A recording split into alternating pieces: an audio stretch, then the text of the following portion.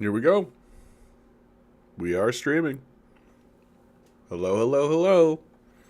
So begins the stream. We're getting started like a little bit later today because I needed to sleep. um, Geez Louise, what a week. What a week. Content, good to see you, my man. What a week for me, man. What a week. Peanut Butter Beatrice, good to see you. Greetings to you. Little heart emoji right back at you. So, I some of my regular listeners have told me like they've experienced layoffs, they've experienced the negative consequences of capitalism, which is going to continue. We're going to be talking about shortages today. We're going to be talking about the decline of the American empire and the steady decline into not even just fascism anymore. Like, it's the steady decline into Nazism. Like, that's where we are now. Big shout out to the people from Some More News, the Some More News crowd. Cody Johnson did a great video that I think everybody should go take a look at because he really captures what he calls the right's attack on empathy, and that empathy is itself under assault and under attack. And I really feel that. Like, I feel that. For myself, like, my capitalist job that I work outside of this, right, in order to pay bills, is transitioning from one set of owners to another set of owners, which is like the most, like, if you want to feel like why capitalism doesn't work at its core, really go through one of these transitions. I've been through several of these transitions where new ownership comes into an establishment, and like, nobody ever asks you your opinion. Nobody ever asks you what job you've done. Nobody asks you anything about how you think the place should be run at all. They just come in and do what they want. Eggs D, how you doing, my man? And like, I've been working for this place since COVID, so for like 5 years. And now I'm like back on probation. It's like I'm starting a new job. Oddity, good to see you. And I think the thing that's really sad is that a lot of the people who I've been working with that whole time are now leaving over it. Because it's just like people coming in, they've cut all our pay. We used to have a revenue sharing model in the establishment, which meant that if somebody bought something, we all got a percentage of it. And they've removed that and replaced it with the new tipping model, which is a regression. And I've always argued that, like, tipping is regressive. It works against the interests of even the capitalists, right? Like you want an example of how capitalists are actually dumb people. Like, there's no such thing as capitalist innovation, and tipping is exactly the thing to look at to see how capitalists are actually regressive and very foolish. Like, tipping incentivizes, tipping introduces perverse incentives, right? From the capitalist perspective, they're sitting there thinking, oh, I'll just put the burden of paying wages onto the purchaser, onto the customer, right? I want wages to be set at zero because I'm a capitalist. I'm pro-slavery. That's the capitalist mode of thinking. My workers are not actually involved in this at all. If I could replace them with robots and pay the robots nothing, I would. And they're trying, and many people are going to attempt to do that. And so I'll put the burden of actually paying wages on the customers. Customers will come in and they'll pay tips. Okay? So that means that I am not interested in selling them anything. I'm not interested in providing them with a service that benefits the capitalist. I'm just interested in getting a tip, right? So the best way to get a tip from somebody is to give them free stuff, right? Like, have a free glass of wine, have a free meal, have free this, have free that. Here's a free T-shirt, for God's sakes. Like, just give them free stuff. And then what that is, so because of that perverse incentive model, it forces capitalists to waste a whole bunch of money on the back end, making sure that their workers are not giving away a bunch of free stuff, right? So they have to constantly be doing inventory checks, and they have to constantly be policing. They have to constantly be wasting time, effort, and money cleaning up this perverse incentive structure that they've introduced into the system. Instead of just saying, hey, for every dollar we sell in here, you're going to get a piece of that.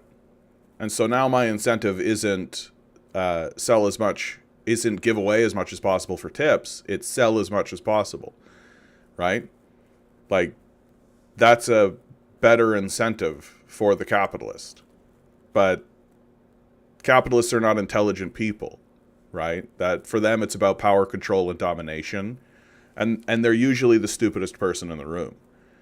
So that's pretty much what I'm going through right now. Is essentially like, I'm going to show up to the job that I've been working, and hopefully they'll maintain my schedule.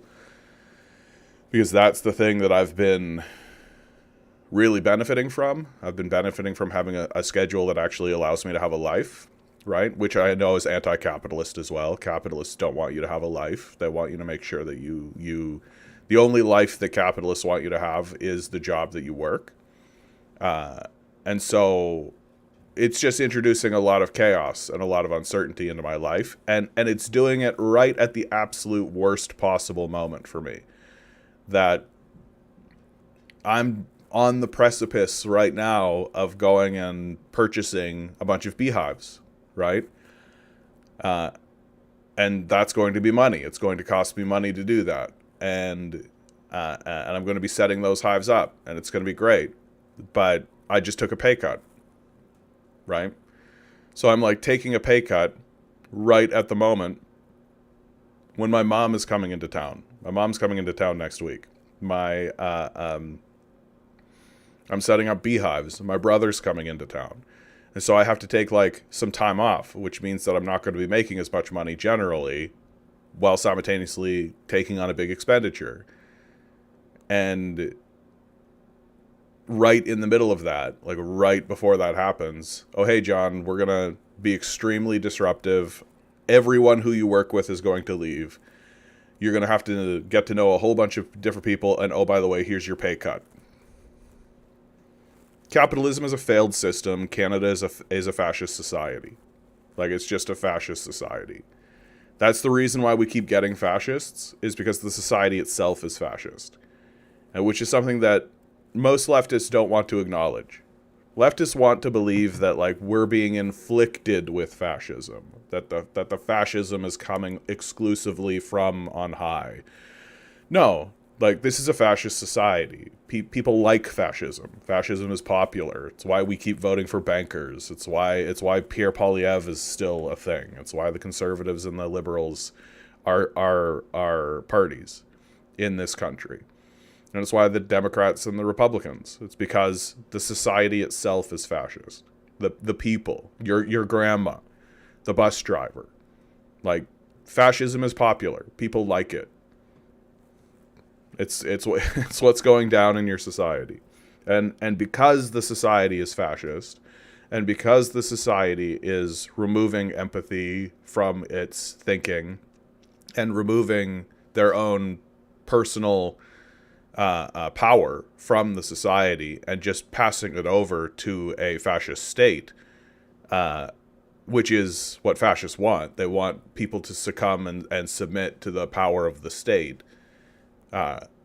It's failing because this model fails. It doesn't work. It's a failing model. Like, that's sort of the irony of being a communist, We're told that communism never works, while one of the most powerful societies that's on this amazing ascension is ruled by a communist party. But fascism has never worked, right? Show me one society in which fascism has been this positive outcome for the society, right? And well, here we are on this massive decline. And so what happened this week? We had an election here in Canada, right?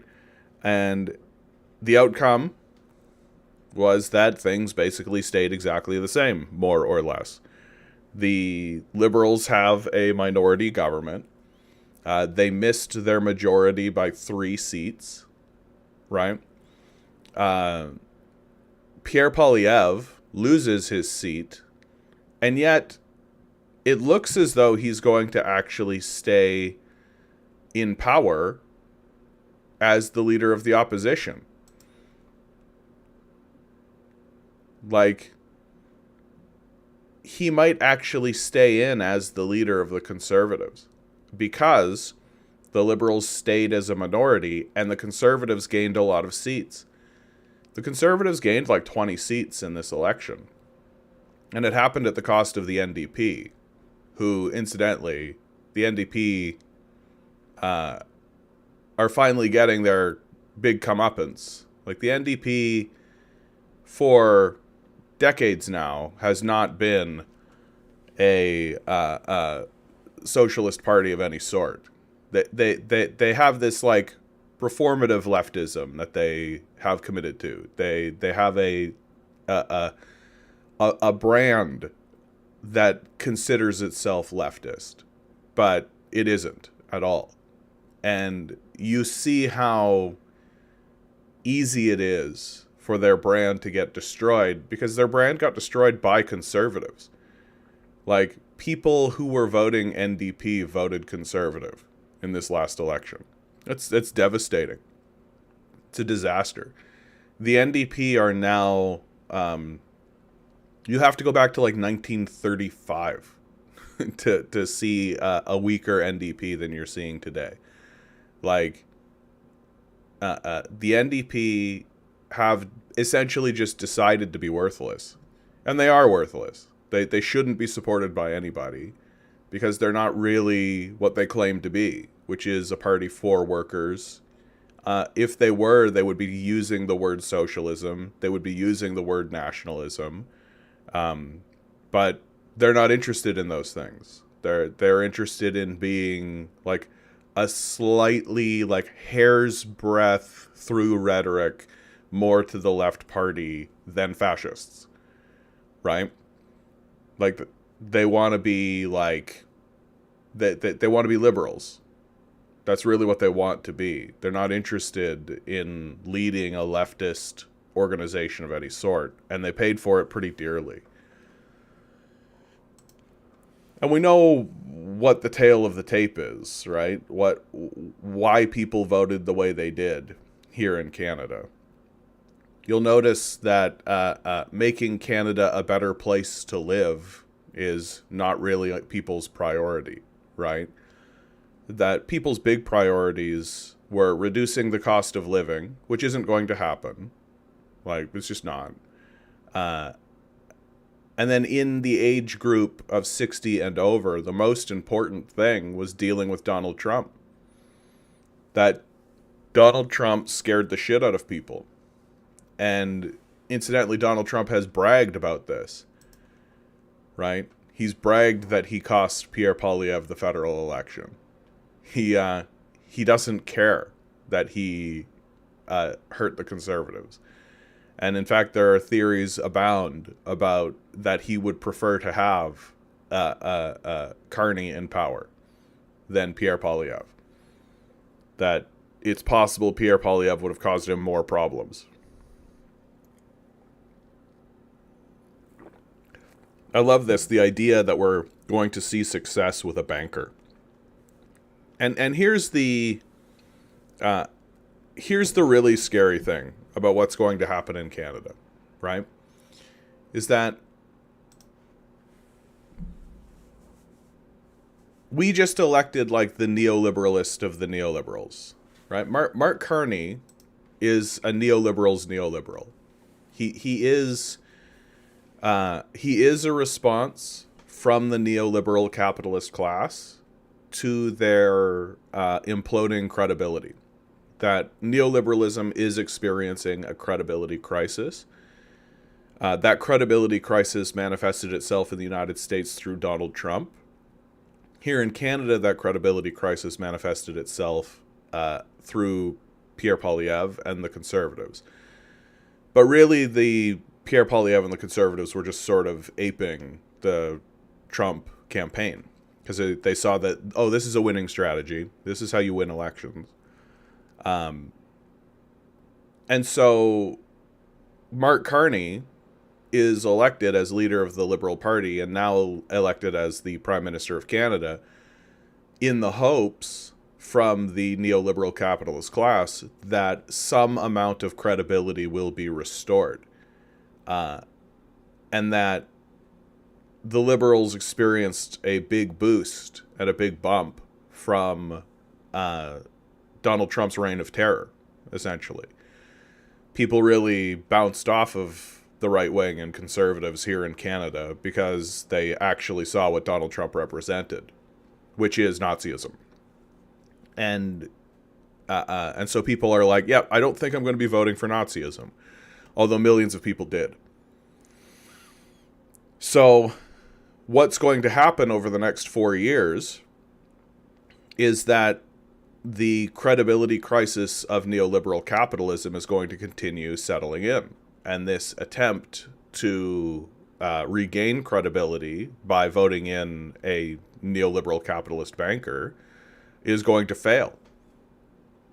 And it's going to fail pretty dramatically. Like, people's livelihoods are going to get harder. Like, things are going to get worse for everyone. Wages are not going to be able to buy anything. The shortages are going to be really intense. Like, I think that's something that people are not really looking forward to, or are not really looking, are not really taking seriously. Like, we're going to experience, like, major shortages. Not just employment shortages, but, like, physical goods. Like, you're not going to be able to get stuff. And Donald Trump's response to these shortages have been essentially just like, let them eat cake, right? Maybe the children will have $2 instead of 30. Like, when you're a detached psychopathic billionaire, like Donald Trump is, you're going to say these things, right? Like, people are not going to even have dolls, Donald. Like, there's not going to be anything for these people. JT writes, big tent, anything but radical as far as you can get away with the confines, which is essentially status quo still. Yeah. Like, when you have a party of 5 people now, or like 7 people, however many people they have, you don't, I don't know why you're thinking big tent. Like, you should very specifically be a niche party, because now you are a niche party. Garden State, how you doing, my friend? Christopher Da Silva, good to see you. You write, I'm mostly afraid that a good bunch of leftists are too lazy to vote or do anything productive. What will it take to change that? Once money stops being capable of buying anything, which is coming. Like, the neoliberal capitalists are going to destroy the economy. They're going to destroy the society. They grind up literally everything for money, and they can't help themselves. We are looking at a psychopathic death cult. There's just no other way to describe it. And that the people who operate within that death cult, like the people who are rewarded the most by operating within that death cult, are themselves fairly psychopathic. And like, you just can't have this arrangement. Like, $1 trillion of wealth was created for the 19 richest U.S. households last year. Like, you just can't have this system where wealth is being hoovered out of the public at an accelerated rate, at this just incredible rate, where all of the money and all of the wealth and all of the power is literally going into like 19 people's pockets to the tune of like trillions and trillions and trillions of dollars. You just can't you just can't have an economy like that. It's literally not an economy. Like, that's why I say over and over again, neoliberalism is exclusively a religious ideology. It's like they started with phrenology, and then the moment phrenology was disproven, they just kept going along with it. Instead of saying, okay, phrenology is not the thing, right? They're like, no, phrenology is the thing, even though there's literally no evidence. And in fact, there's all of this contrary evidence and all of this contradiction within the idea of phrenology. But so because we are ruled by a neoliberal death cult that has aligned itself against the interests of humanity and of the earth itself, its systems will fail. And they'll fail dramatically, repeatedly, over and over again. Austin Wallace, good to see you. And so people will be taken to action because the system will stop working. And that's just really the truth of it. Like, they're not going to be able to buy goods. Like, we've already seen a layer of this, right? Like, it used to be that the whole nobody wants to work anymore movement that happened a little while ago because neoliberals are psychopaths. And they can't acknowledge that, yeah, like, nobody wants to work for free, right? Like, nobody wants to work for a wage that doesn't buy anything. We already have seen a phase of this. We've already seen a layer of this, where it used to be that working like a minimum wage job in America, as early as like the 1980s, working a minimum wage in America meant that you got a house and you could support a family, you'd have a car, right? Like, you could have the basic goods and a basic standard of living in America with like a shoe salesman's job. And you don't have to, and nobody has to like make excuses for anything. Just like go to work, do your job, come home, have a house, a wife, kids, like the whole thing. Go on vacation. Like, that's gone, right? That's gone.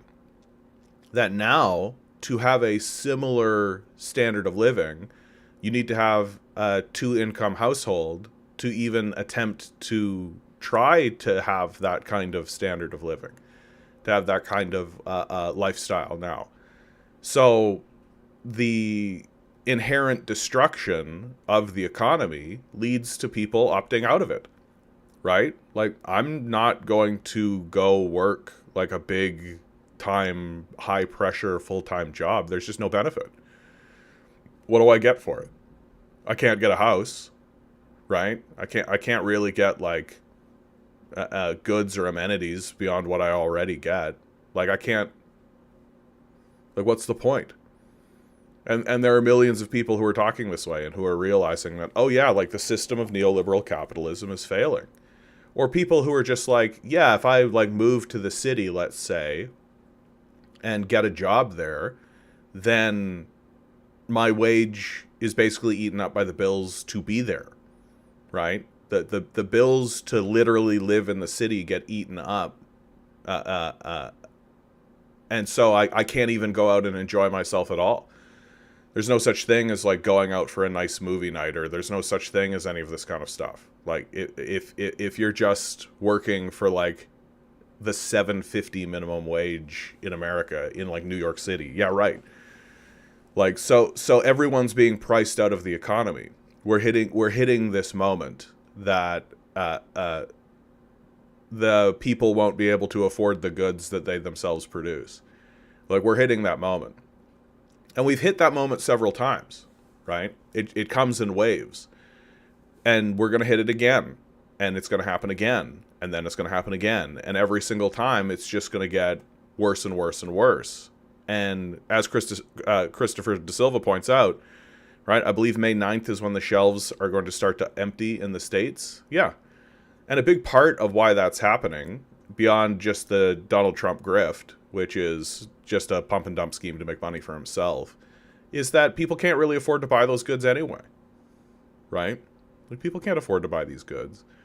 That if you go into the poorer neighborhoods in the United States, like, Walmart will leave, Target will leave, Amazon will leave. Like, there's going to be a great regression. There's going to be a great, like, abandonment.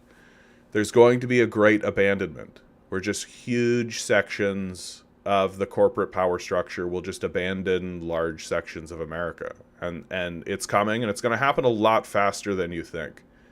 Like, it's going to happen a lot faster than you think. And this is only going to accelerate the decline towards Nazism, right? Because it's the Nazis who have hundreds of billions of dollars to create propaganda systems, to create scapegoating. And it's so easy to scapegoat terrified monkeys. Like, we're not very intelligent or wise creatures when we're in this kind of uneducated, dim-witted state that we're in.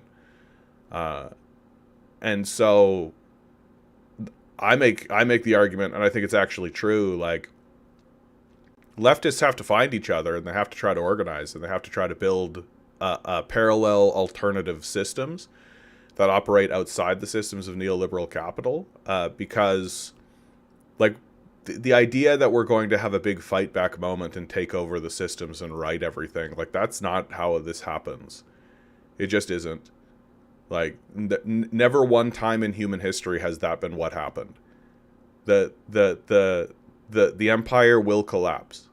The empire will decay. We're not meant to take the whole thing over. We're meant to build little pockets.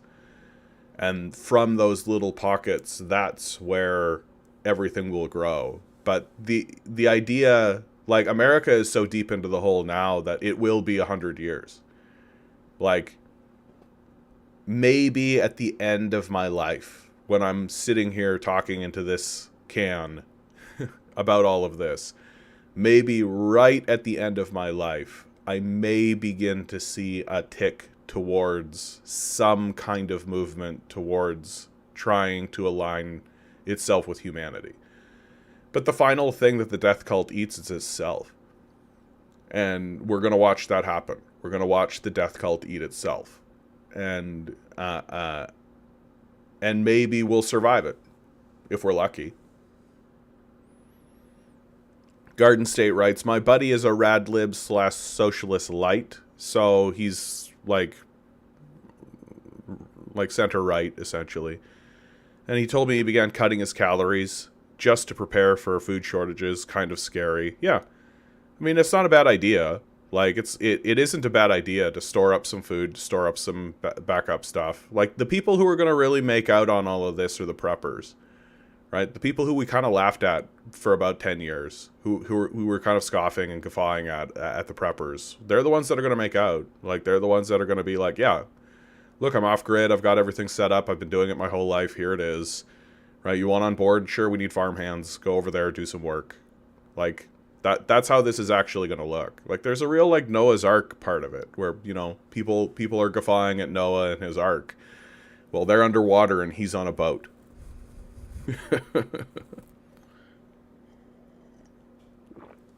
It's just like, yeah, prepare.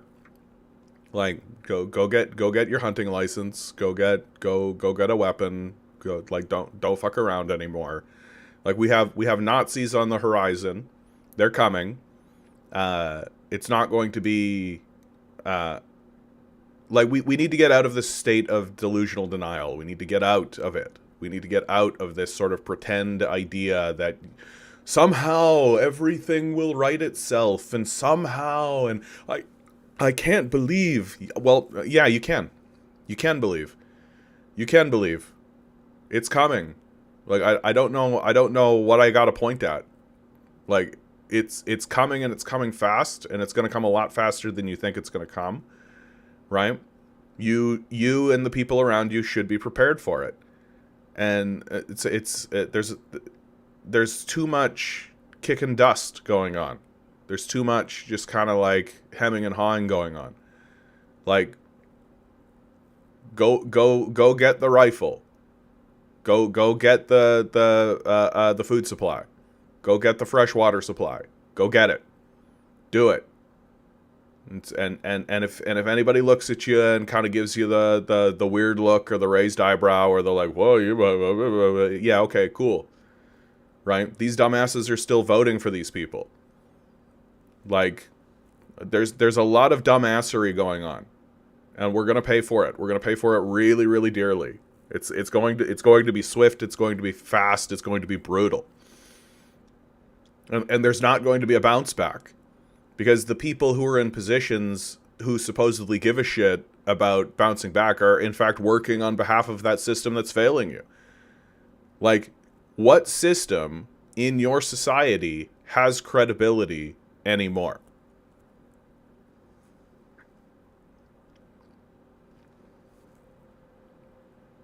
Like, really? What system do you think is operating for your interests? What system do you think is operating to try to help you? What system do you think is trying to actually even provide a service?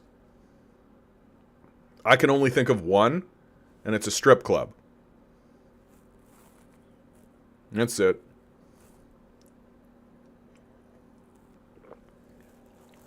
You just can't run a society this way. Like that's why I say neoliberal capitalism is a religious ideology and not a science. Because anybody who actually would look at this and actually analyze it and actually try to do like a historical material analysis would be like, yeah, this obviously can't work. And there is going to come a moment, and it's going to happen sooner than you like, where your money is not going to be able to buy goods. It's not. Like that happened in Germany, that you would go to work and you'd literally have like wheelbarrows full of money to buy like loaves of bread. And people were rushing around as fast as possible to spend the money that they had, because the inflation was eating it up so much that they knew that if they waited until the end of the workday, their money wouldn't buy the goods that they wanted. Like, that happened. That's a real thing that we've documented. That's going to happen here, because the banking system is no longer credible. The venture capitalists and the vulture capitalists are not interested in building stable societies or stable systems. There will just be a tip-over moment where the capitalists will just try to squeeze the final drops of blood from the stone, and then and through that process essentially destroy the currency. Like, you're literally not going to be able to buy food with the money. It's coming. Like, it's coming.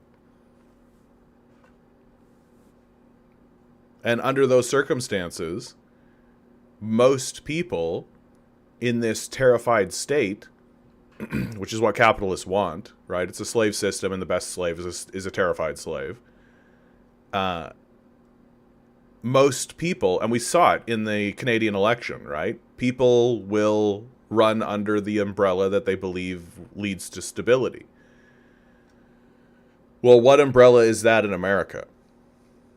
Who is bringing stability in America?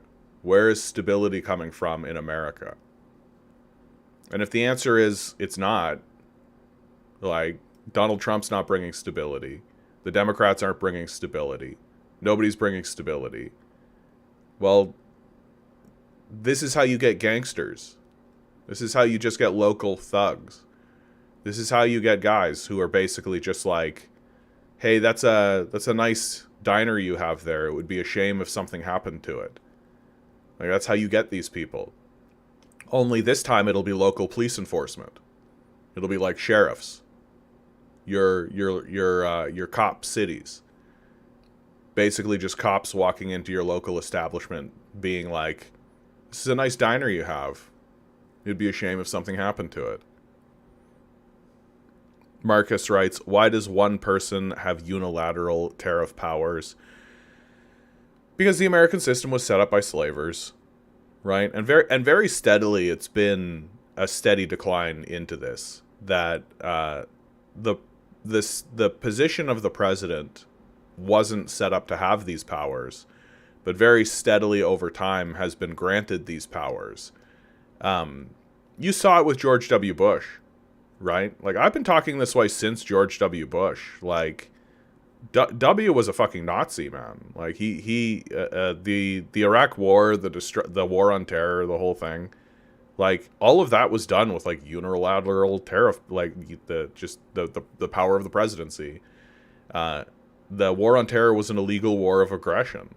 And, like, it's murdered millions of people. And we're all just supposed to be like, oh, communism is the thing that doesn't work.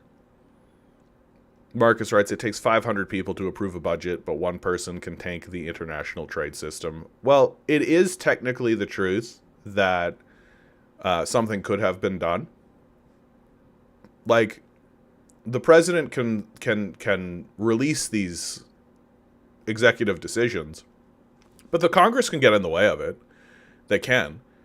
Like, it isn't just that he can make these edicts and then everybody's like, oh, he did that thing. Oh, well, what are we going to do? Like, the Congress can do it. Wick, good to see you. But they don't give a fuck.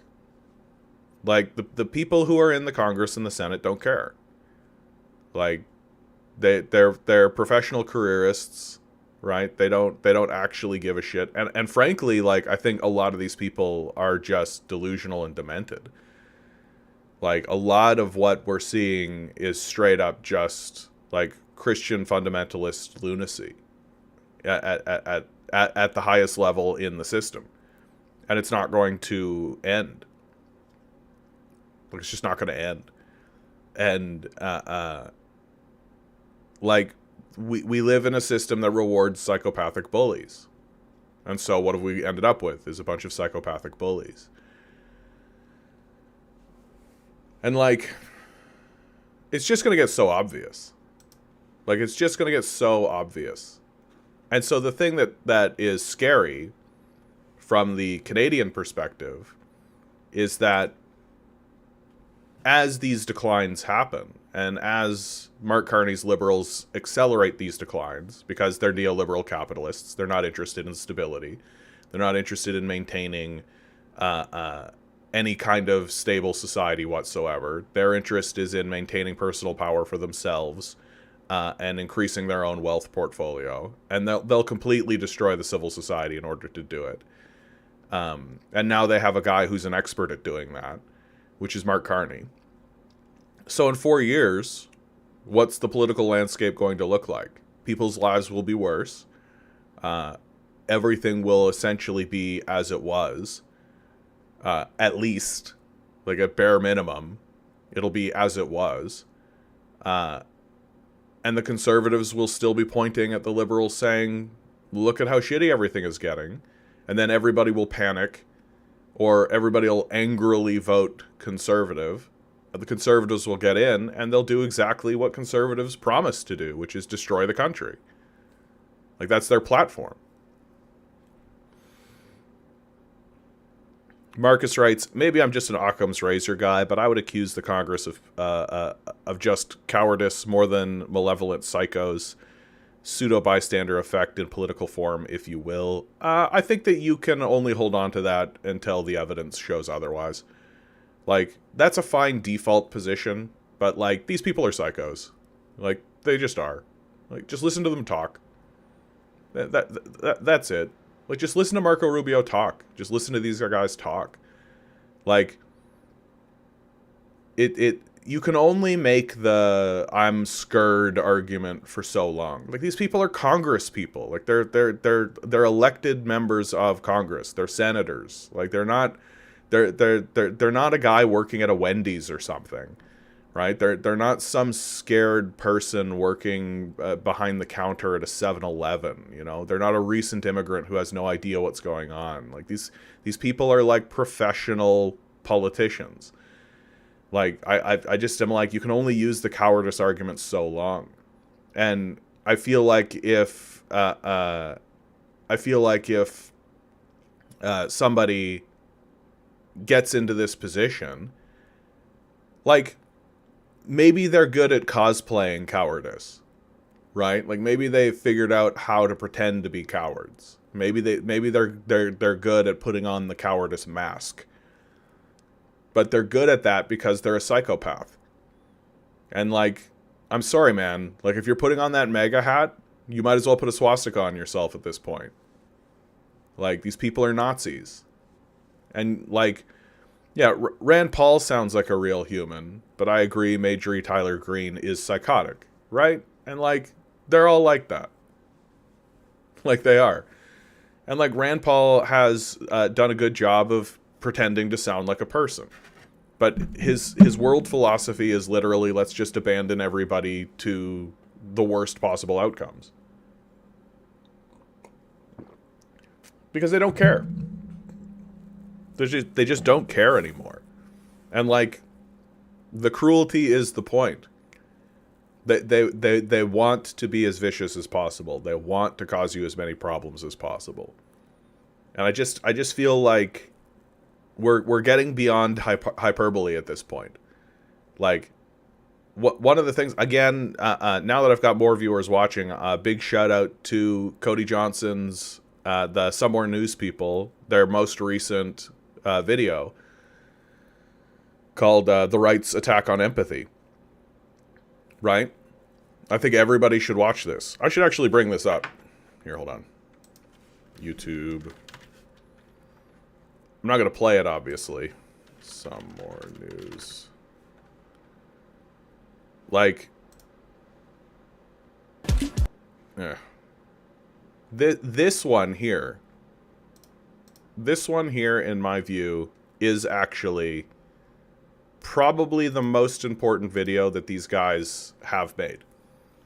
Right? The Right's War on Empathy is actually, finally, their, like, polemic against the right.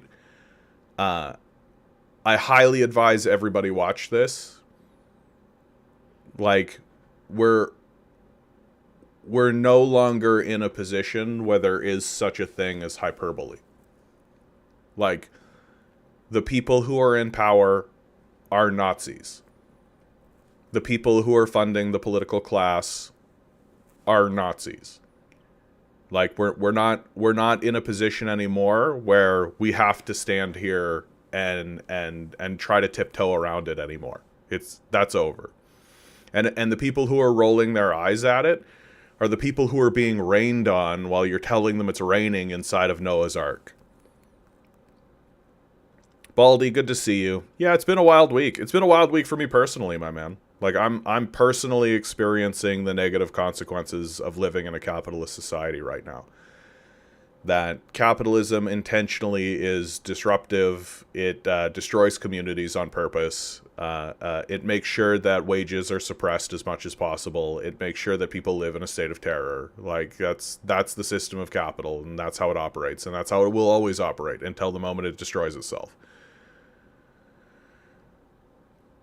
Marcus says, I meant less about his platform, but more to him speaking up that Trump shouldn't have unilateral powers. MTG would do a Nazi salute if Trump asked her to. Yeah, she might even do it behind the scenes without being asked.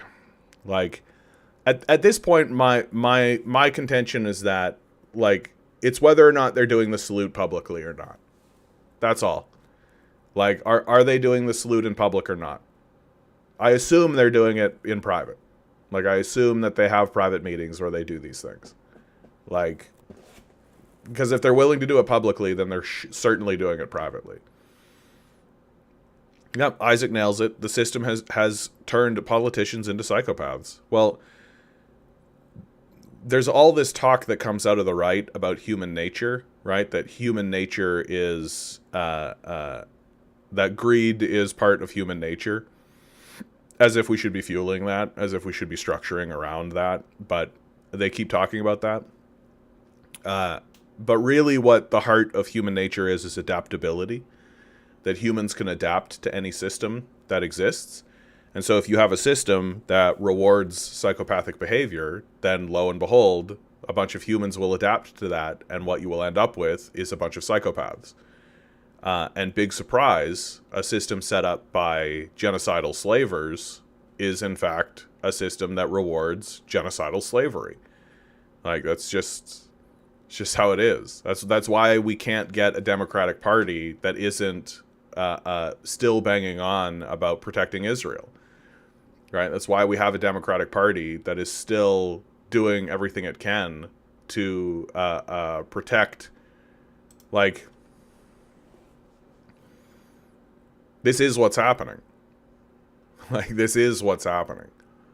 And that's the best that they've got. They can't do better. Like, so the system is in systemic failure, and it will continue to systemically fail.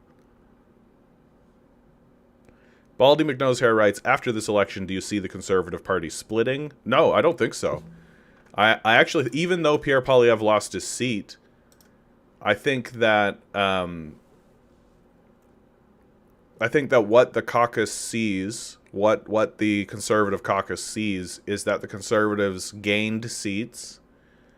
They see that the Liberal Party stayed as a minority party. They see that they have a leader who is not unfavorable.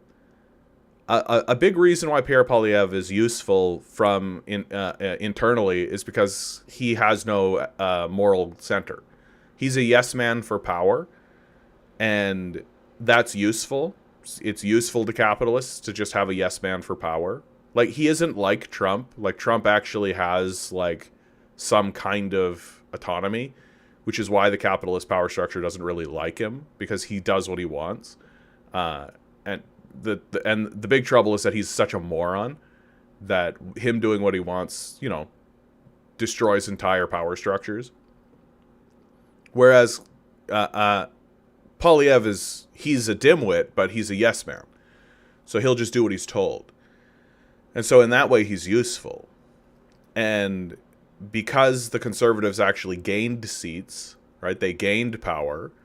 And because the Liberals didn't achieve a majority, they can really sell the idea that this is actually a win for the Conservatives. That the Conservatives are on the path to victory. That they just need to stay the course. And they can say things like, look at how much we were winning. We were winning. We had this huge advantage. And what spoiled that was Donald Trump, right? That Donald Trump came in and spoiled it for us. So it's not Pierre Poilievre's fault. It's not the Conservatives' fault. It's Donald Trump acting as a spoiler that came in and ruined things. And so and this flows into what I've been saying the whole time, right?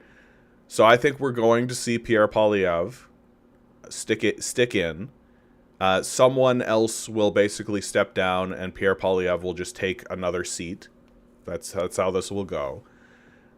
It's funny that he lost his seat. Like, that's funny that happened. But it's not going to stop the corporate conservative machine. Like, that's not how this works. And in 4 years, Pierre Poilievre is going to be the perfect person to basically stand up in front of the electorate and say, look, I told you so. Like, they're basically going to run a I told you so campaign. They're basically going to stand in front of the Canadian populace and just be like, what did I tell you was going to happen? Right? What did I tell you was going to happen? I told you that voting on 4 more years of liberals were going to make your life worse. And what's happened? Your life is worse. So stop voting for liberals. And I think it's going to be very convincing. And the biggest reason why I think it's going to be very convincing is that this is, like, Mark Carney doesn't just represent a attempt at the Liberal Party regaining credibility. It's an attempt by the entire system of neoliberal capital to regain credibility. And it won't. Like, it just won't. And so you're looking at, like, think about how far right, like these young Gen Z men, think about how far right these guys are right now.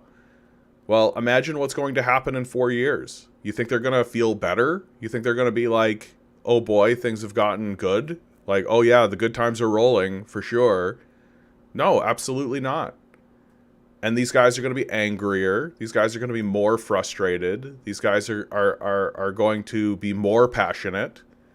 And they're going to, like, all of their talking points in regards to diagnosing the problems are going to be communist talking points.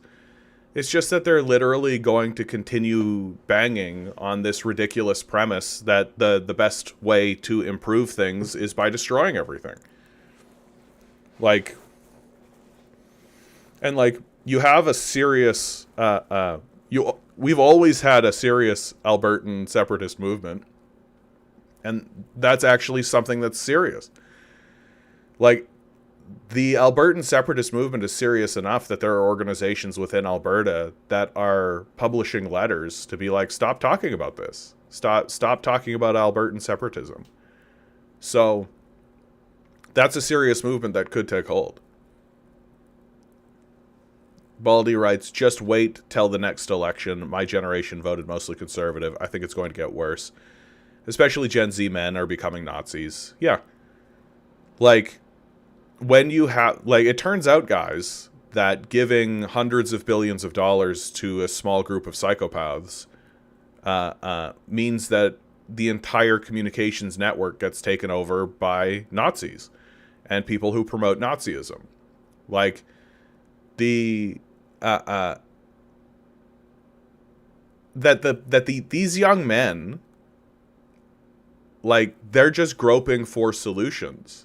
They're just trying to find a solution, right? Like, all they really want is to work a job that lets them have a couple of days off and lets them have sex with a girl. Like, that's it. Like, that's the totality of everything that they want. Like, they want to feel like they're working for a system that's supporting them and their desires. And their desires are have a couple of kids and have somebody they can have sex with. Like, they're not asking for a lot. Like, that's what makes this whole conversation so pathetic and so ridiculous and so childish, frankly. That young men and young women, young people, they're not asking for a lot. They're asking for a system that has operated exactly how it has for thousands and thousands and thousands of years. We want to be able to have sex with each other. We want to be able to have, like, calm relations with one another. We want to be able to build up enough wealth so that we can try to enjoy the little fleeting moment of life that we have. And the system of capital is aware that it's not providing this. And so what it's doing is it's funneling all of its resources, not into helping anybody, right? Because these people are psychopaths, but into convincing people that the solution to your problem is actually in attacking minority groups and attacking small, vulnerable people, right? That if we just get rid of immigration, if we just deport all the Indians, if we go after the Jews, if we just get rid of those degenerate homosexuals, right? This is, and it's not difficult to convince a child of this narrative, right? Children hold on to this stuff, and they believe in this kind of stuff. So it's not hard to convince them of that. What's difficult to convince people of is that there's institutional power in your society. Like, when the concept of institutional power comes into the consciousness of a child, they think that they're stumbling on some kind of big conspiracy theory, right? And that's usually how it's discussed. Say, the deep state. The deep state in the background is controlling things from the shadows. And then when you actually, like, analyze it, you're like, yeah, it's literally just the FBI. It's just, like, institutional power, right? But when you have this, like, hyper-individualized mindset, when you have this mindset that everything is just hyper-individuals, and there's no such thing as institutional power, the reality that there is, in fact, such a thing as institutional power feels like a conspiracy, feels like a dirty topic that you're not allowed to discuss. Meanwhile, these guys, like, are in schools. Like, so people are being trained to be as dim-witted as possible. There's a training system to make people this stupid. That you literally, like, spend every day of your life in an institution and then believe that institutions are either non-existent or not something that's causing you a problem.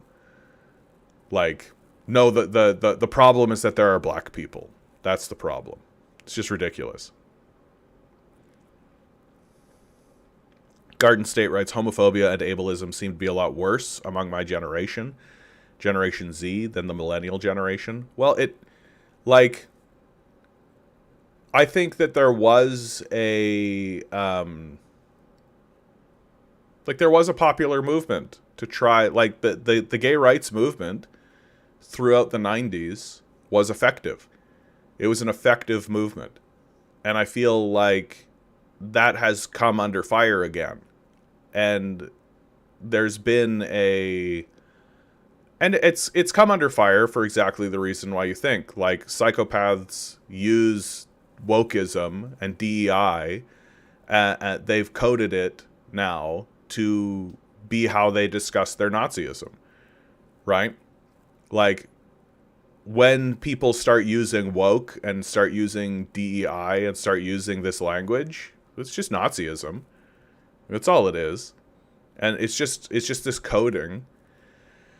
And I do think that there is, like, a group of kids that are getting on board with this, because it's like, yeah, stick it to the man, right? Stick it to the power structure. The power structure itself is trying to censor our speech. And it's like, yeah, we're trying to get you to not say the N-word anymore, man. Like, we're trying to make it so that you're, not terrorizing people in your society with Nazism, right? Like, that's the censorship that they're talking about. That's their big complaint, is that, yeah, we don't want you to be doing, like, stiff-arm Nazi salutes in public. So yeah, we'll happily censor you for that. But that's a problem, right? That's a problem if you are basically a child. And, like, the divide between men and women is stark on this, right? It's stark. Men are voting Republican, women are voting Democrat. It couldn't be a sharper divide. And I think that divide is intentional. That the battle of the sexes that exists in, like, the manosphere, that whole thing, Andrew Tate and this whole manosphere debate, it's an intentional divide because both men and women are experiencing the failures of neoliberal capitalism. And instead of pointing at neoliberal capitalists and their institutions and saying, hey, you're causing us problems, they're pointing at each other, right? And that the conversation isn't about, hey, the system is not working for men or women, and that the system isn't facilitating men or women operating in a way that is collaborative or cooperative. The system's not helping us. No, the trouble is that men be like, or women be like, right? Which, again, is just like, because most people were trained to be children. Like, we're infantile. And, like, I see it over and over again. Anytime I'm, like, on the TikTok feed, I'm, like, swiping, and then the misogynist males in the conversation are getting less brutish, and they're getting kind of suave, but they're the same people making the same arguments, right? And the arguments are that women should be submissive to men. And, of course, women are like, no. Like, no. We should not be submissive to men, and so the whole argument just is surrounded in misogyny, and nobody wants to actually point at the system of capital and say, like, hey, have you noticed how you don't have any time to actually have a conversation and a relationship with a person? Like, how do you even build, like, just like a friendship with a person, let alone a sexual relationship with a person? Like, everyone's exhausted, nobody has any time, nobody has any money. Like, how are you supposed to build any kind of relationship with a person, especially when you have, like, rich assholes who are paid to say women should just submit to men? Like, it's just a total disaster, and it's being paid for with your tax dollars. Like, it's just fundamentally ridiculous. Yeah, Ang Noing is Good to see you, by the way, man. Just wanted to express my disappointment in the Revolutionary Communists of America. Of course, they're Trotskyists, right? They're a disappointment from the beginning. They seemed convincing until they released a recent video nitpicking about how Trump isn't a fascist. Yeah, it's weird how Trotskyists really like to defend Nazism, right? Like, it's weird how they constantly do that.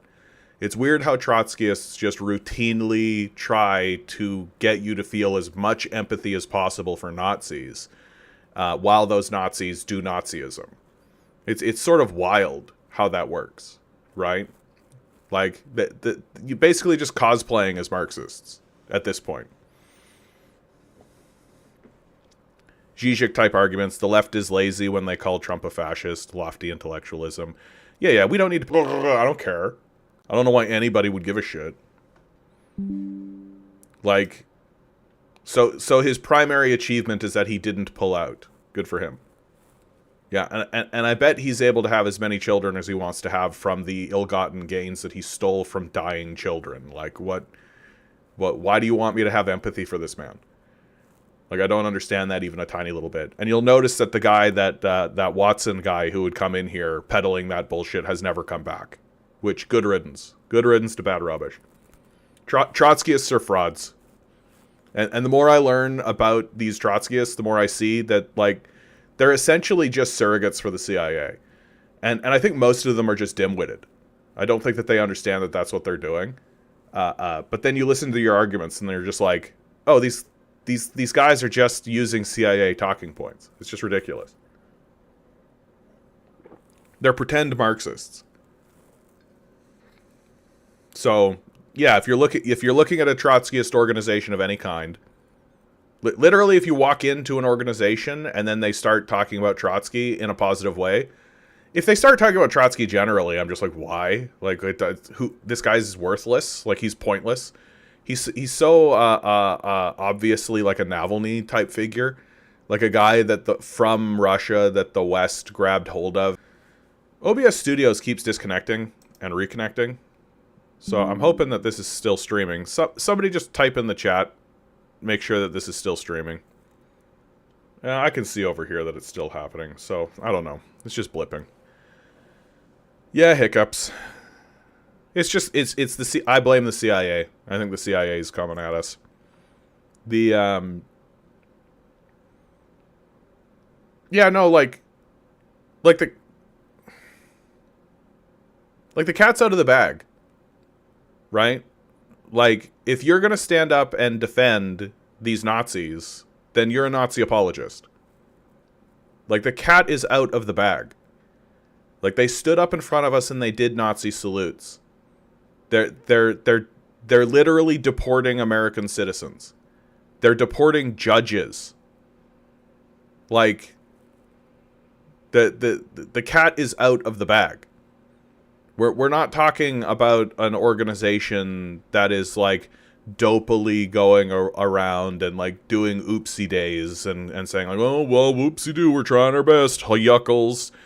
We're talking about an organization that is gleefully, with like sinister vengeance, going after people exactly in the way that the Nazis did, while upholding a genocide that is the type of genocide that the Nazis committed.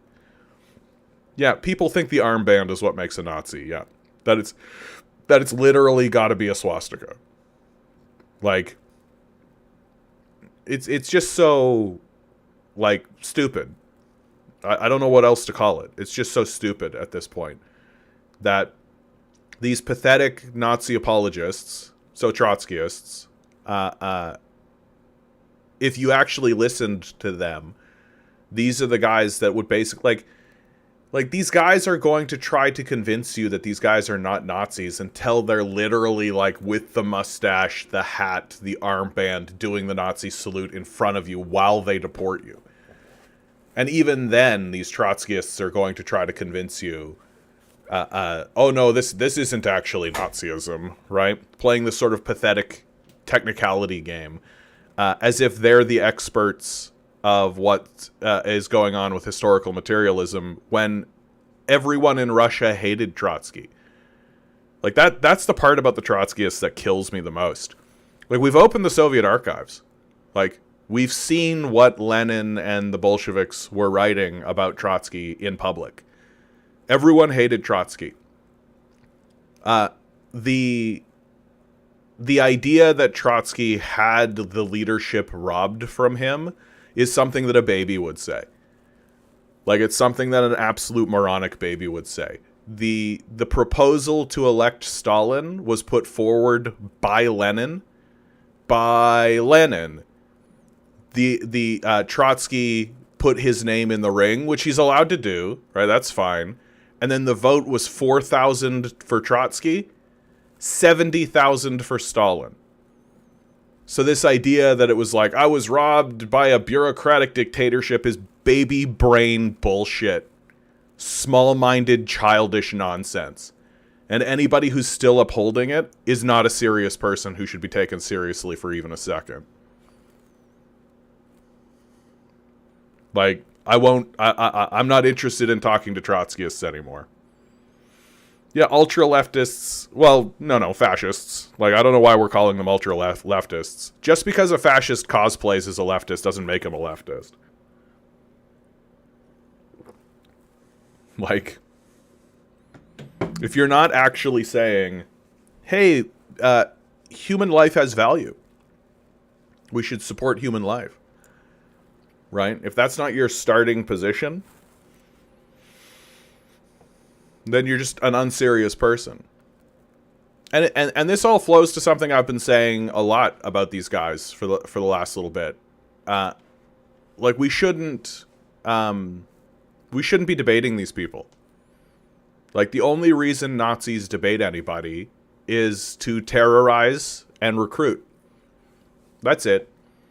That they're not actually interested in having a debate or a conversation, right? They're shameless Nazis. And anybody who's going to stand up and pretend like that's not happening are Nazi apologists. And that is how we should be thinking about this. Like, you should not be giving the benefit of the doubt to somebody who's performing Nazi apologetics in front of you. You should call them a Nazi apologist. And when they get all flustered and like, I'm not about, you should double down. Right? If you don't want to be called a Nazi apologist, then you should stop doing Nazi apologism. Because these people are Nazis. Like, I don't know how often I have to say this. An organization that's willing to have its members stand up in public and do Nazi salutes without reprimanding them is a Nazi organization. Like, if somebody in the Conservative Party of Canada stood up and did Nazi salutes and then sat down and everybody in the Conservative Party just was like, that would be a Nazi organization. Full stop.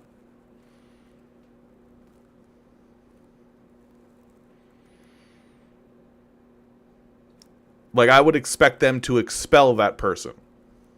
That would be acceptable. Like, if somebody in the Conservative Party stood up and did a Nazi salute and then was expelled from the caucus, I would be like, okay, good. The Conservatives managed to maintain their credibility. Kind of weird that they let a Nazi get so far along the process, but they at least responded rationally to when it happened.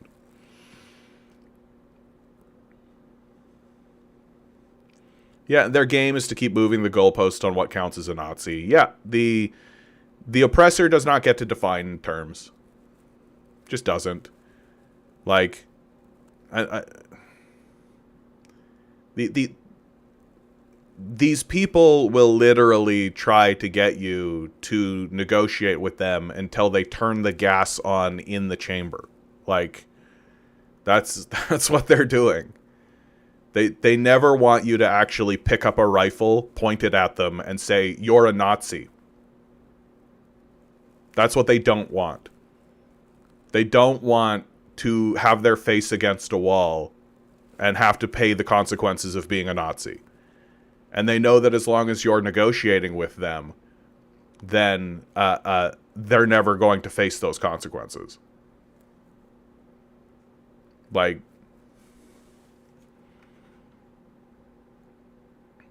I don't know. It's highly unlikely that they will face consequences. this is a good shout out. I haven't had the opportunity to actually watch this, but it has. I've seen enough clips of it, and I've seen enough people talking about it that it's worth discussing. This is Louis Theroux from the BBC did a documentary, a 1-hour documentary called The Settlers, where essentially, near as I can tell, he's just walking around the occupied territories of Palestine, talking to Palestinians and talking to Israeli settlers, and basically just seeing what the day-to-day life is and what these people are willing to just talk about openly. Yeah, this is Nazism, right? Like, that's essentially what Louis Theroux uncovers in this documentary. And why I think this is really worth a shout out is that there's like a banality to everything.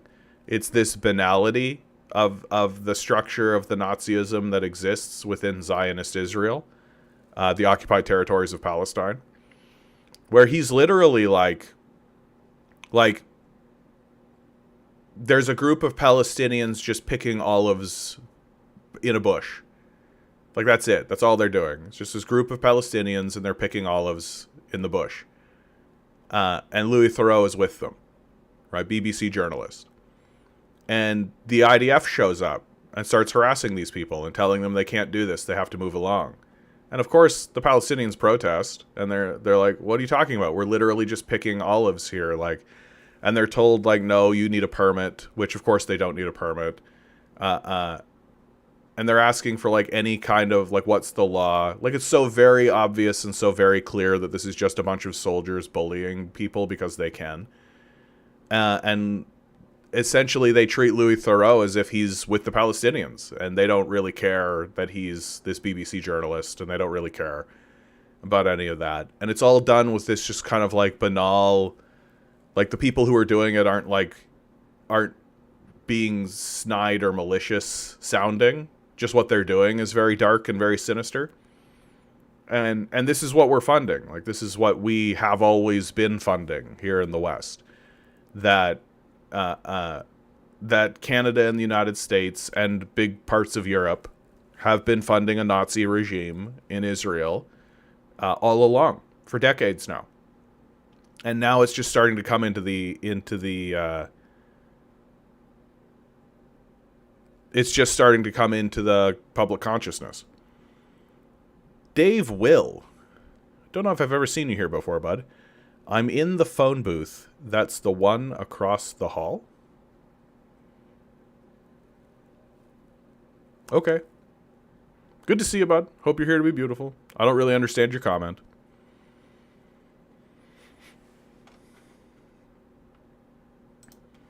And, like, the idea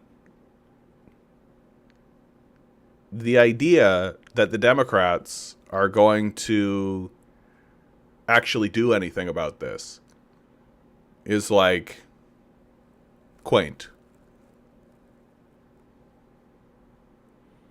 From The Intercept, the Dems push for educational gag order over Palestine lessons in California. Critics warn a new bill clamping down on ethnic studies classes over anti-Semitism concerns goes too far. Yeah, no shit. Not teaching children about the current genocide that we're currently enacting. And it's Democrats that are doing it. Like, it's Democrats that are doing it. For years, California Democrats have defended their landmark program to put ethnic study classes in high schools across the state. In the face of national right-wing media attacks and local critics, the state's governing supermajority passed a law in 2021 making ethnic studies a graduation requirement, which supports school boards to develop their own curricula for the courses. But one particular area of study threatens to unravel the democratic consensus: Palestine.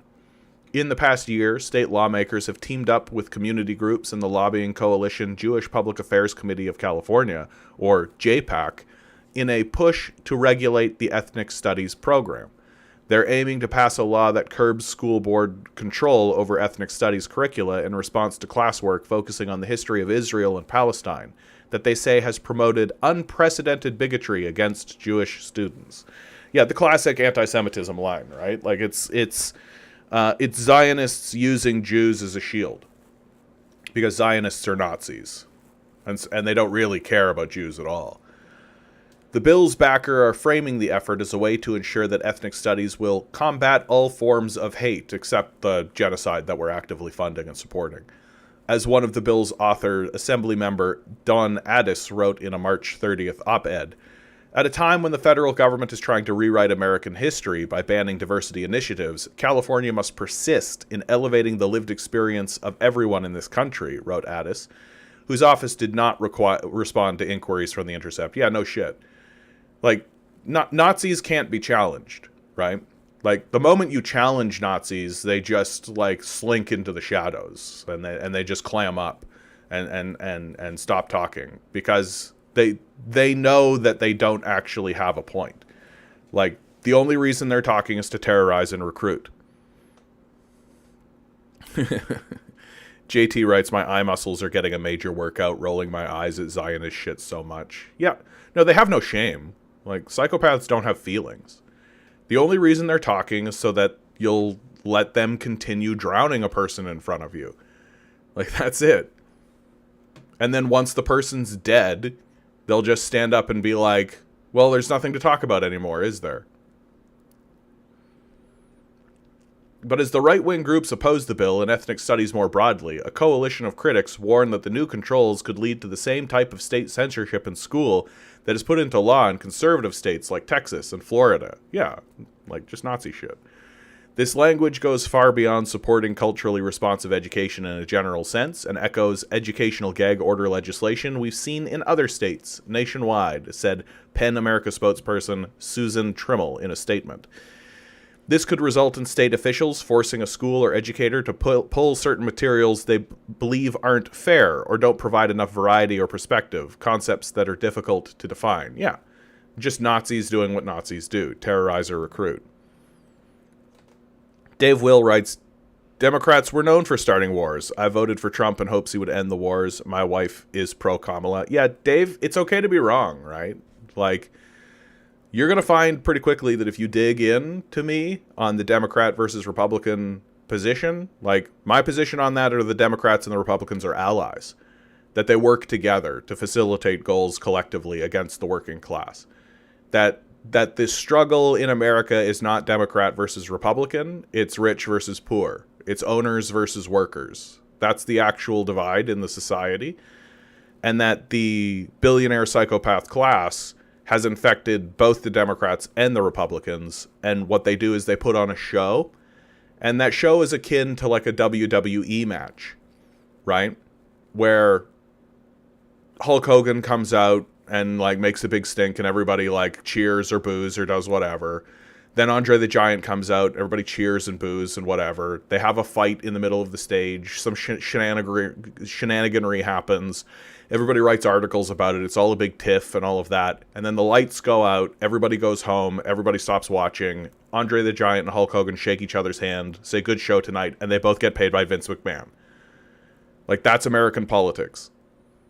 And if you're going to try to double down in my chat on Donald Trump and how great Donald Trump is and how bad the Democrats are, then you're basically just a sucker. You're just playing a game. You're just bought into a game that's designed to turn you into a sucker. And it's okay to admit that you're wrong. And I'm not going to tell you that you've got to like go become a Democrat, because I think the Democrats and the Republicans are allies. They work together against your interests on purpose, collectively. Like, they don't give a shit about you. They're trying to get you to pass the ball back and forth between fascists. That's what they're trying to do. They're trying to make it so that you'll continuously keep believing that by voting for Democrats, you'll somehow get out of this hole that you're in, or somehow voting for Republicans, when the truth is that you're just continuously pass the ball back and forth. Dave writes, your country wouldn't be at stake under Kamala. I mean, probably still would be. Like, it would just be done less clumsily.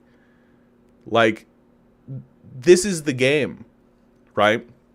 Like, the game is constantly be moving towards regression, right? That the Democrats exist to maintain the status quo, right? So you think about this as if it's a ratchet. So this is where we are, let's say, right?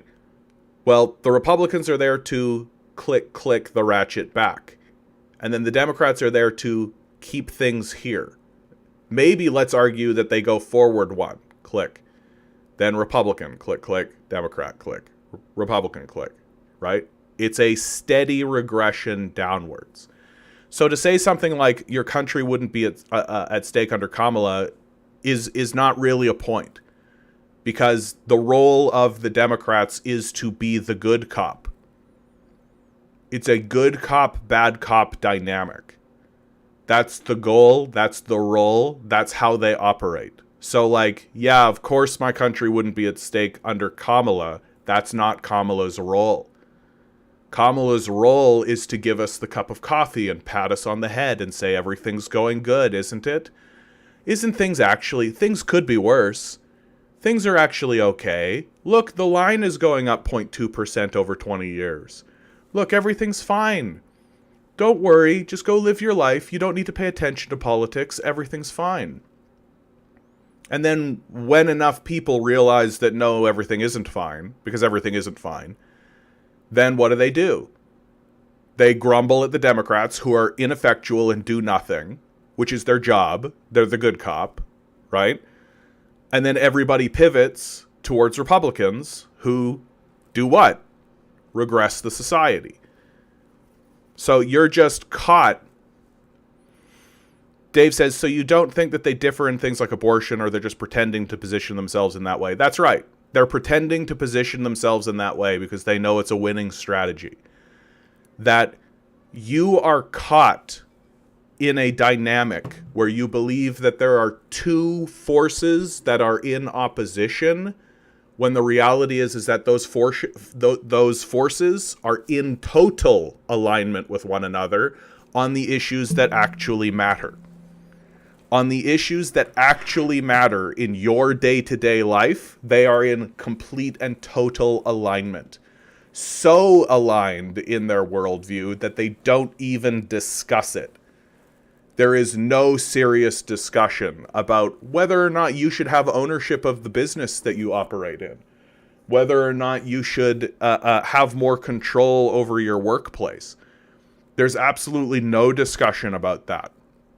The only discussions that you're allowed to have is you're allowed to have big, long conversations over abortion rights, which is an issue that affects a small percentage of the population, but that are passionate about it. And it's an issue that, and if it wasn't effective, right? If it didn't have the effect that they wanted, they would find another issue. And they would constantly find other issues over and over again. So the differences that they have found are just wedge issues to continue people in this game of bouncing back and forth between Republican, Democrat, Republican, Democrat, Republican, Democrat, and who wins? The capitalists. And then Dave responds, Trump's net worth over $1 billion. Kamala's barely got $1 million. I don't understand the point of that comment. So you like having an oligarch as your leader, I guess? It's just sort of weird. Like, it's just kind of I don't really get why you think that's a good thing. Like, oh, Donald Trump found a way to siphon $1 billion away from the public. I support that idea. Like, there are reasons why your society is in decline, and it has nothing to do with whether Donald Trump or Kamala Harris is in power. Like, there's a major institutional structure that exists behind these people that exists to siphon away as much wealth away from the public, away from you, into their pockets. And Kamala Harris and Donald Trump are the show that they put on in order to present that. And the show, like, the reason why the power structure doesn't really like Donald Trump is because he reveals too much. He's too outspoken. He's too obvious. Like, he doesn't want to play the game. He doesn't want to play the Wall Street game, right? He has galvanized people like yourself who are probably largely frustrated with the economy and with the situation you find yourself, right? Like, you're probably voting for Donald Trump because you're looking at a society and at a system that isn't working in your favor. And Donald Trump is willing to stand up in front of you and say that and acknowledge that the system isn't working. That's the whole slogan, right? Make America great again, right? It implies that America is not currently great, that you find yourself in a position where you're working a full-time job. You're probably a hardworking person, right? You probably put in a lot of effort. You're probably trying your best in the society. And I think that you likely feel like that's not being acknowledged, that the hard work and the effort and the struggle that you're putting in, yeah, you're leading a decent life in Oregon. I bet you are, my man. I bet you are. But I bet you're also looking around and you're seeing a lot of poverty. You're probably seeing a lot of destitution. You're probably seeing a lack of opportunities. You're probably seeing homeless people. You're probably seeing a structure that isn't operating for your benefit. You're seeing infrastructure in decay. You're seeing schools that are not being well funded. You're seeing big, powerful institutions talking about nonsense that you don't care about at all. And instead of actually saying, hey, there are people with hundreds of billions of dollars, and there are hedge funds like BlackRock and Vanguard and Sixth Street that own like trillions of dollars worth of assets that are actively siphoning wealth out of the society and out of my community and putting them in offshore accounts and taking them out of America. Instead of pointing at that and saying that, you're getting caught up in this political game in the same way that you would get caught up in like sports. Like, if you follow like a hockey team or a football team, you're in Oregon, right? Likely football is a very popular sport. Like, yeah, Detroit was one of the places that got hit the worst and got hit the worst the fastest, right? That Detroit used to be a vibrant manufacturing hub, and it got abandoned. It got hollowed out, and it got hollowed out because neoliberal capitalists extracted the manufacturing sector, which happened under Clinton, right? You're right to point out that's a Democrat that did that. I have no love of Bill Clinton.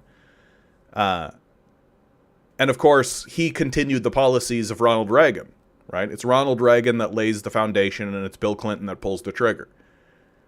And because they're allies, they work together. And they extract the manufacturing base and they ship it overseas to China. And now China is a vibrant manufacturing hub for the entire world.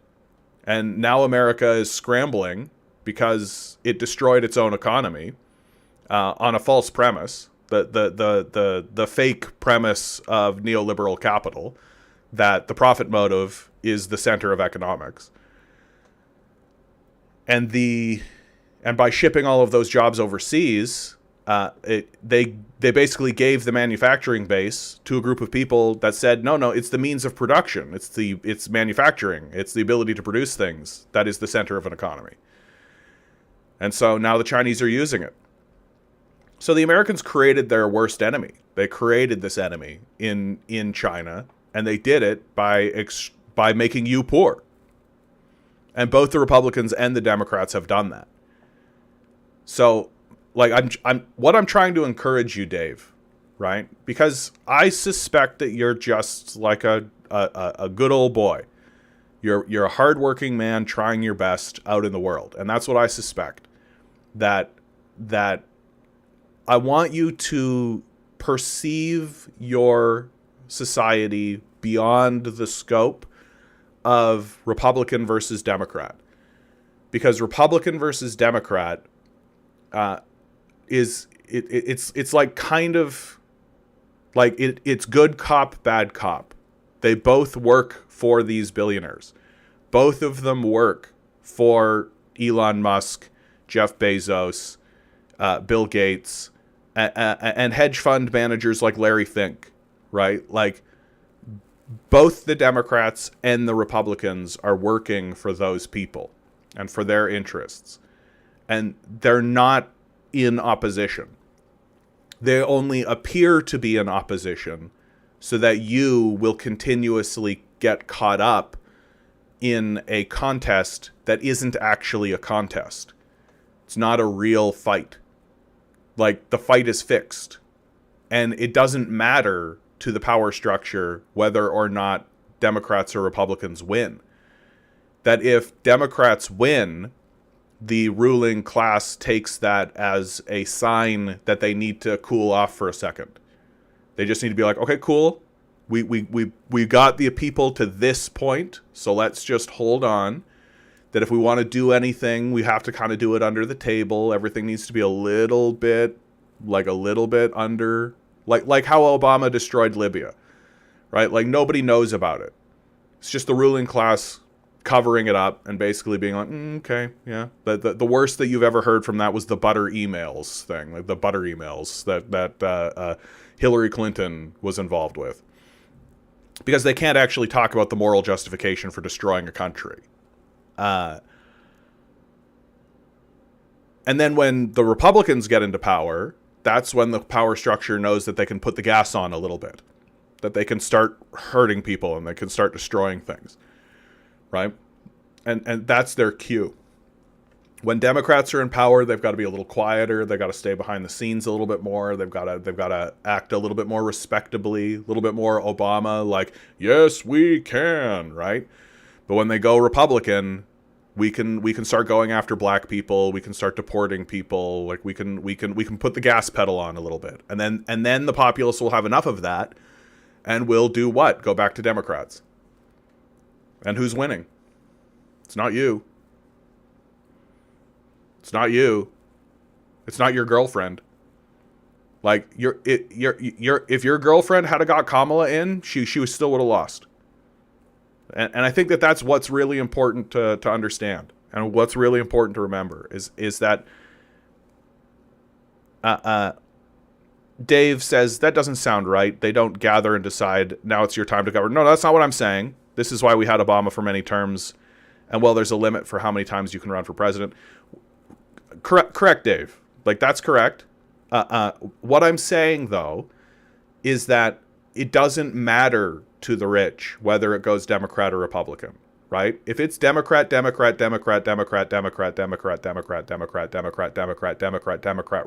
Democrat, it doesn't matter.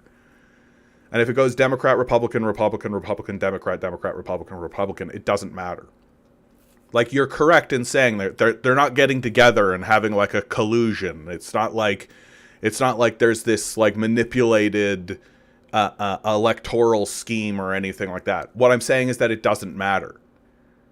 Like, I think that's what I really think I need you to grab a hold of, is that when Democrats get into power, that's a signal from the populace to the ruling class for the ruling class to operate in a certain way. And when the Republicans get in, that's a signal to the ruling class for the ruling class to operate in a certain way. But both ways are acceptable to the ruling class. The ruling class being hedge fund managers like Larry Fink, right? Big organizations like BlackRock, like Vanguard, like Sixth Street. And then, of course, the oligarch class, Jeff Bezos, Elon Musk, Bill Gates, right? That's the Mark Zuckerberg. That's the actual ruling class, right? Those are the people who actually get what they want done in the society. You don't get anything done in the society, no matter who you vote for, right? The society does the electoral structure, the presidency, the Congress, all of that does not care about you, and it doesn't respond to your interests. It responds to the interests of the ruling class. And whether you have Republicans in power or whether you have Democrats in power, that is acceptable to the ruling class no matter what. And so it isn't that they're like actively being like, okay, we had a Republican, now it's time for a Democrat. No, that's not what I'm saying. I'm saying that whether or not there is a Republican or a Democrat, all it signals to the ruling class is now is the time to act in a specific way. That the public is ready for a certain type of activity to happen. And when Democrats are in power, that is consolidation, right? Democrats equal consolidation. That we can't expand at this moment. The populace has had enough of our expansion. We have to consolidate. We have to project an image of prosperity. We have to project an image of growth in this moment with the Democrats, because that's the populace saying to us, we're tired of the Republicans, because the Republicans' job is to permit mass expansion, belt tightening, austerity, right? We've got to cut. We've got to change programs. We've got to destroy a lot of stuff, right? Less government regulation is often how they pitch it. And then eventually the populace gets exhausted with that because it's exhausting to go through. And then the populace will swing over to the other side, which is saying consolidation, right? And so it isn't like an active manipulation, but the outcome maintains the system of power. It maintains the power of the capitalist class. That the capitalists have a strategy for whether or not it is a Democrat or Republican, and that strategy operates in their benefit no matter what. And that and their goals are not aligned with your goals.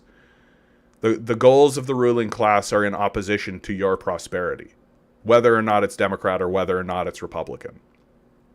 And I think that really is fundamentally the thing that I would like you to walk away from this conversation with.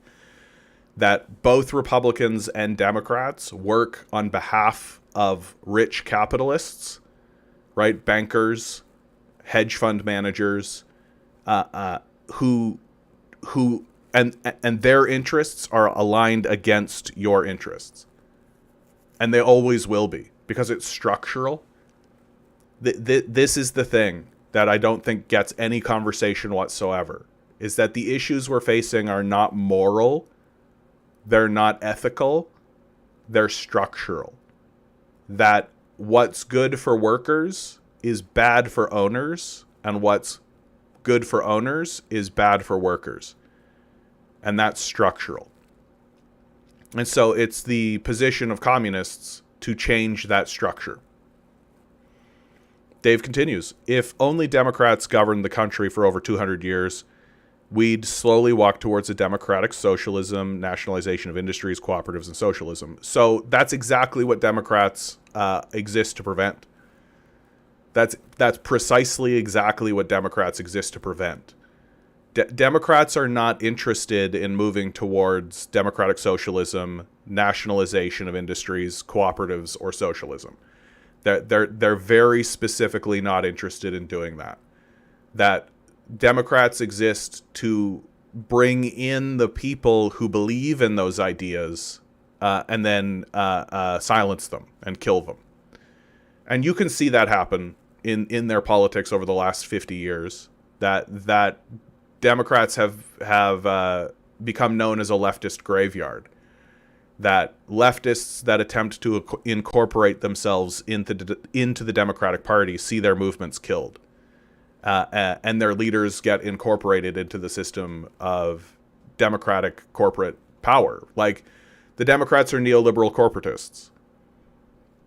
So this idea that the Democrats, if they were in power, would slowly lead the country towards socialism, it's like a fake narrative that a Democrat would say, but that doesn't exist. Like it's just salesmanship. Like they're lying. And how do we know they're lying? Because they've never once done it. Like under Obama, they had super majorities. They had the House, they had the Senate, and they had the presidency, and they didn't do anything with it. Like they didn't do anything with it.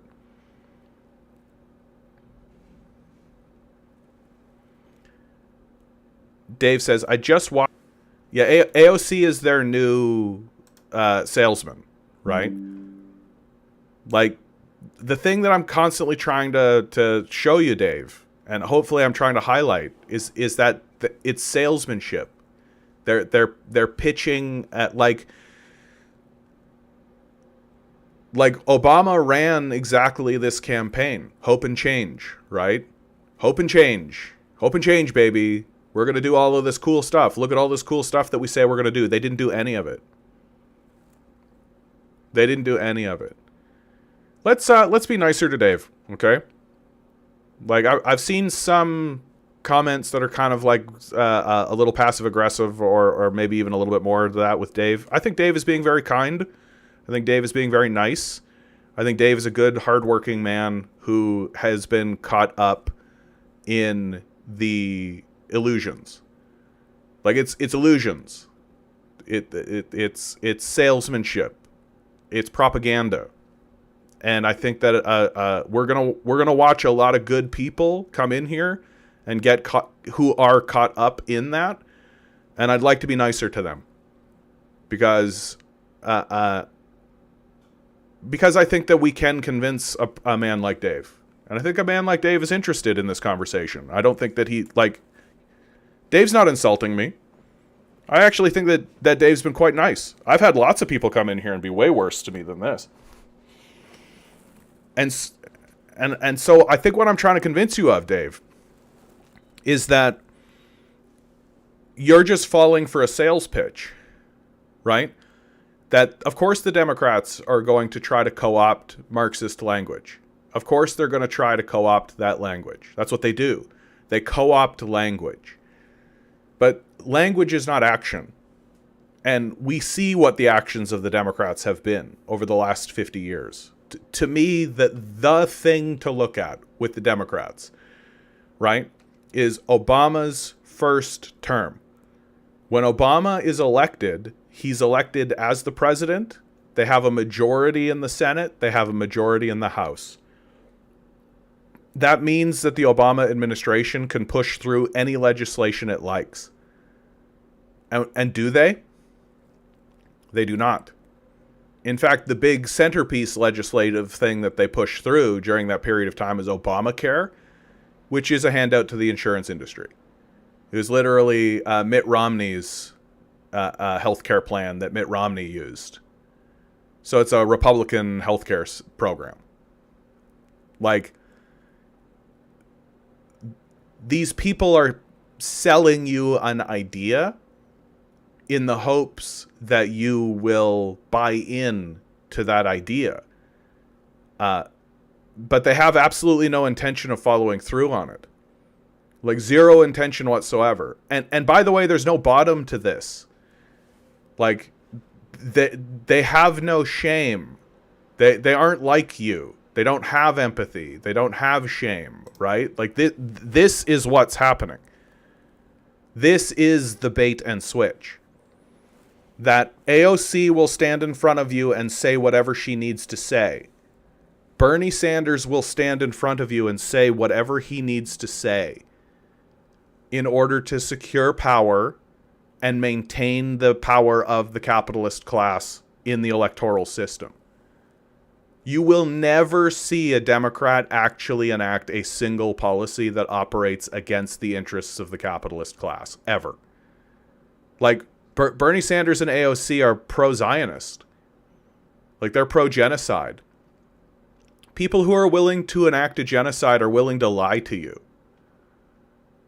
Like, I feel like that's just kind of a basic truism, right? If somebody's willing to murder millions of people, someone's willing to lie to you.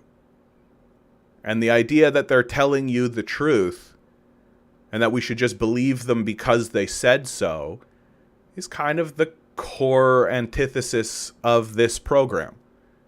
That I don't believe them. I do think that they're liars. I think that they're lying to you. I don't think that they're genuine. Dave says, after Biden, I got a little disappointed with Democrats. Oh yeah, tell me about it, bud. I've been there since Obama. Like, Obama is probably the greatest disappointment in the history of American politics. One of the most virulent mass murderers that has come out of the Democratic Party. Way worse than Clinton. Clinton murdered people for sure, but he wasn't. And he was involved in the Kosovo crisis and the Serbian crisis and all of that. But Obama destroyed a country. Like, Obama murdered Gaddafi. And Gaddafi was leading one of the most prosperous nations in Africa at that time. And Obama turned it from a highly prosperous nation into a literal slave state with open slave markets. Yeah, Obama's failure was a defining moment for sure for people who were paying attention. That the Wall Street the 2008 financial collapse happened under Obama, and Obama basically just bailed everybody out and rewarded the people who caused the crisis with money. A big reason why we're in the crisis that we're in today is because Obama didn't jail a bunch of people, which he definitely should have. But he was always just a man for Wall Street. He was a Wall Street man, right? That if there are opposition forces in American politics, the opposition forces are basically between Wall Street and independent oligarchs. That really is the dynamic. Yeah, the only time Democrats did anything worthwhile was under the barrel of revolution during the Great Depression with the New Deal. Yeah, that's right.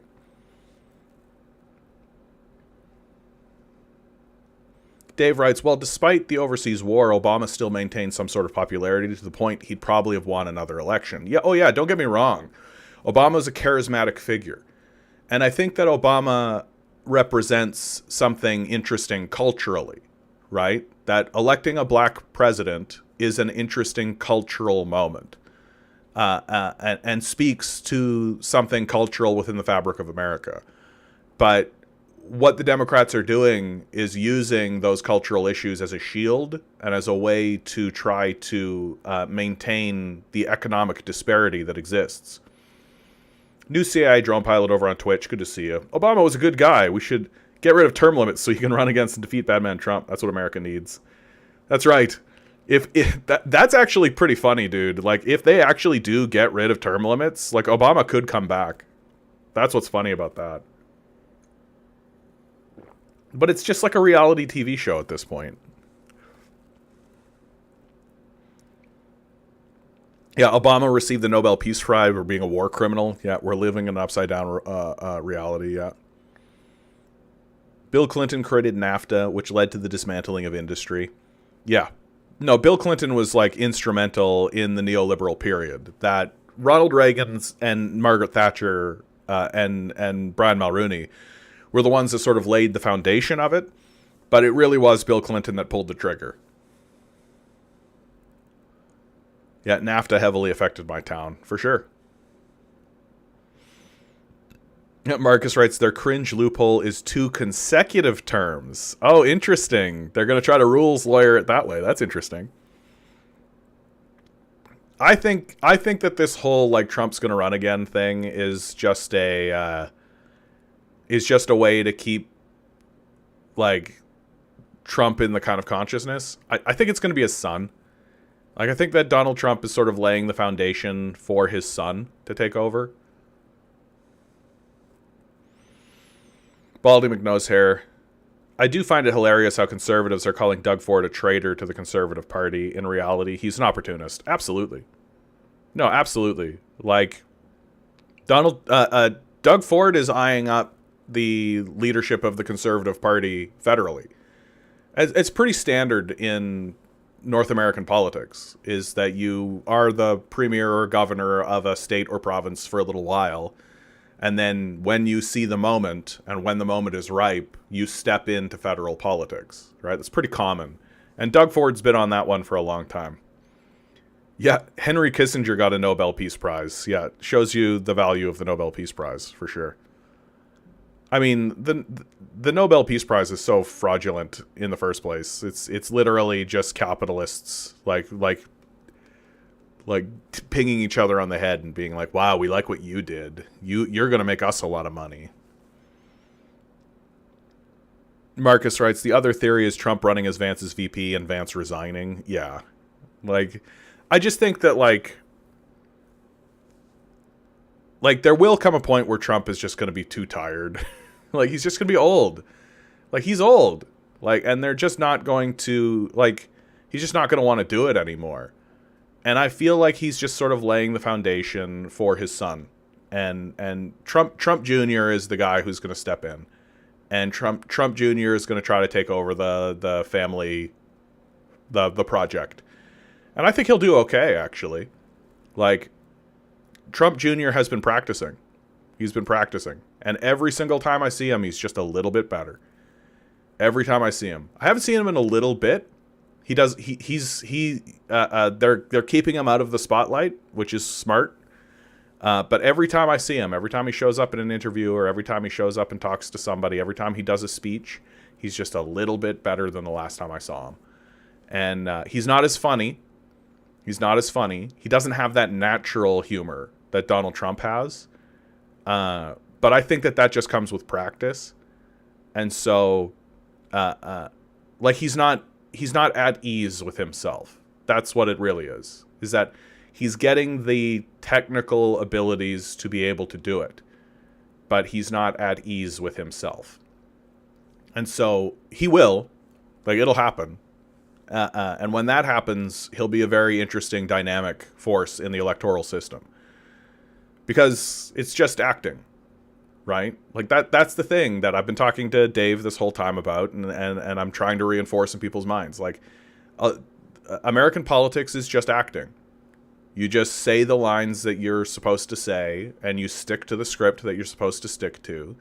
And when you go off script, you try to stay within the realm of acceptable discourse, right? Like, and you don't ever stray from what is considered acceptable conversation. And you're never supposed to push the boundaries or push the border.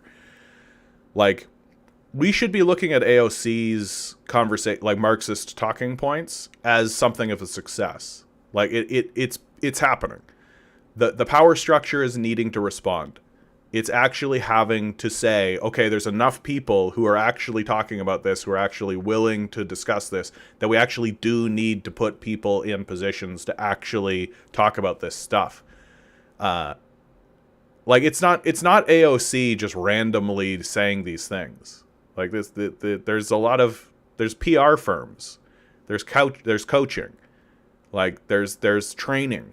People are trained to be actors in this.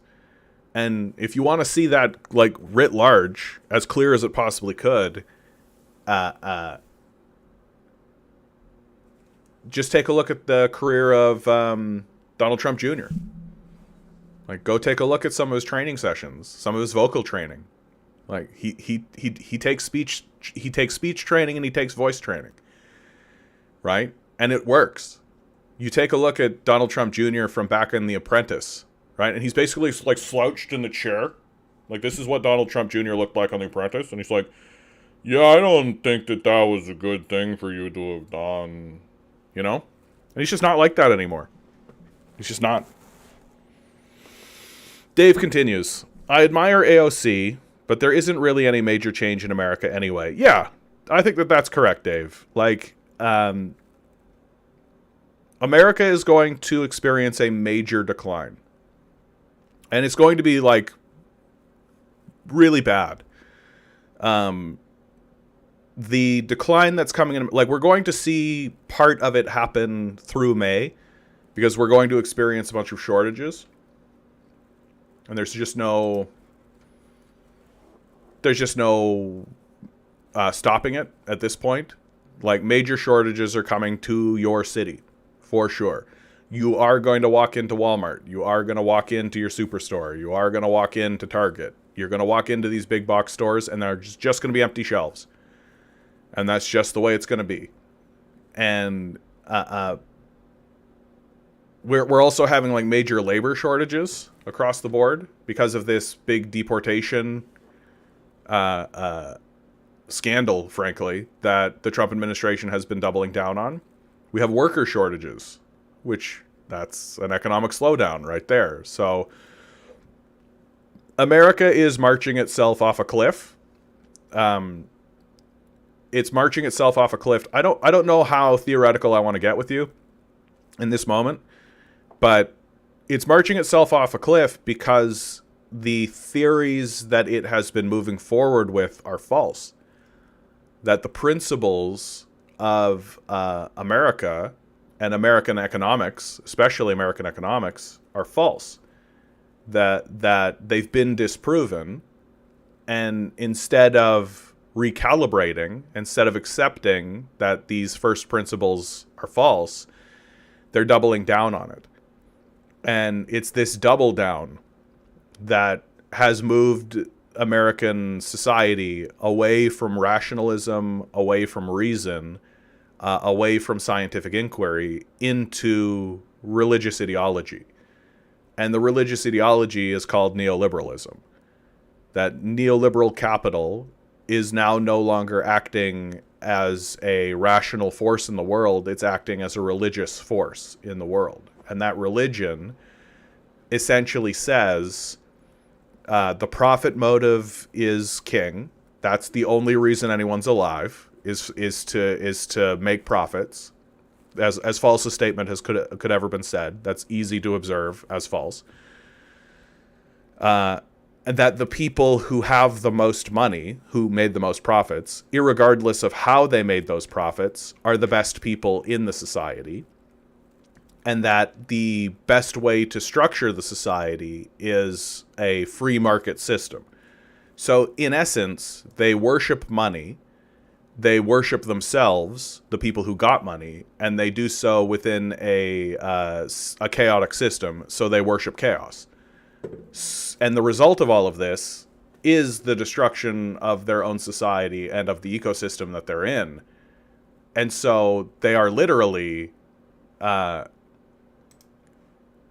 chaos death knights. And it's not hyperbolic to call them that. From the Telegraph, experiments to dim the sun get greenlit. Like, if there has ever been a group of people who should be arrested en masse and tried for crimes against humanity, it is absolutely the people who are trying to dim the sun. Experiments to dim sunlight to fight global warming will be given the green light by the government within weeks. Outdoor field trials, which could include injecting aerosols into the atmosphere or brightening clouds to reflect sunshine, are being considered by scientists as a way to prevent runaway climate change. ARIA, the government's Advanced Research and Invention Funding Agency, has set aside £50 million for the projects, which will be announced in the coming weeks. Professor Mark Sims, the program director for ARIA, Advanced Research and Invention Agency, said there would be small, controlled outdoor experiments on particular approaches. We will be announcing who we have given funding to within a few weeks, and when we do so, we will be making clear when any outdoor experiments might be taking place. One of the missing pieces in this debate was physical data from the real world. Models can only tell us so much. I love it. One of the missing pieces in this debate was physical data from the real world. Hey, bud, how do plants grow? Somebody tell me. How do plants grow? What's that system? Geoengineering projects which seek to artificially alter the climate have proven controversial, with critics arguing it could bring damaging knock-on effects as well as an unhelpful distraction from lowering emissions. However, scientists are increasingly concerned that carbon dioxide levels are not falling fast enough and that further action may be needed to prevent catastrophic warming. These people should go to jail. We should arrest these people. We should arrest these people. It's crazy. We're literally at a point now where the death cult is literally trying to pitch to us the idea that we should darken the sun. That's not hyperbolic. That's not me telling a fantasy tale. That's what they're doing. We should stop them. We won't.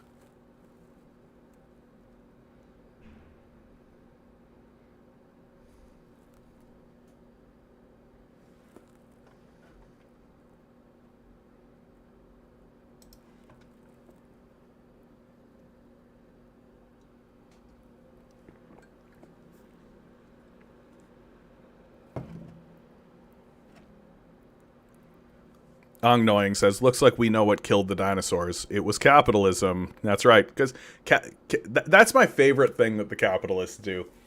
Capitalism's human nature, which is why it took hundreds of thousands of years of human development for capitalism to occur.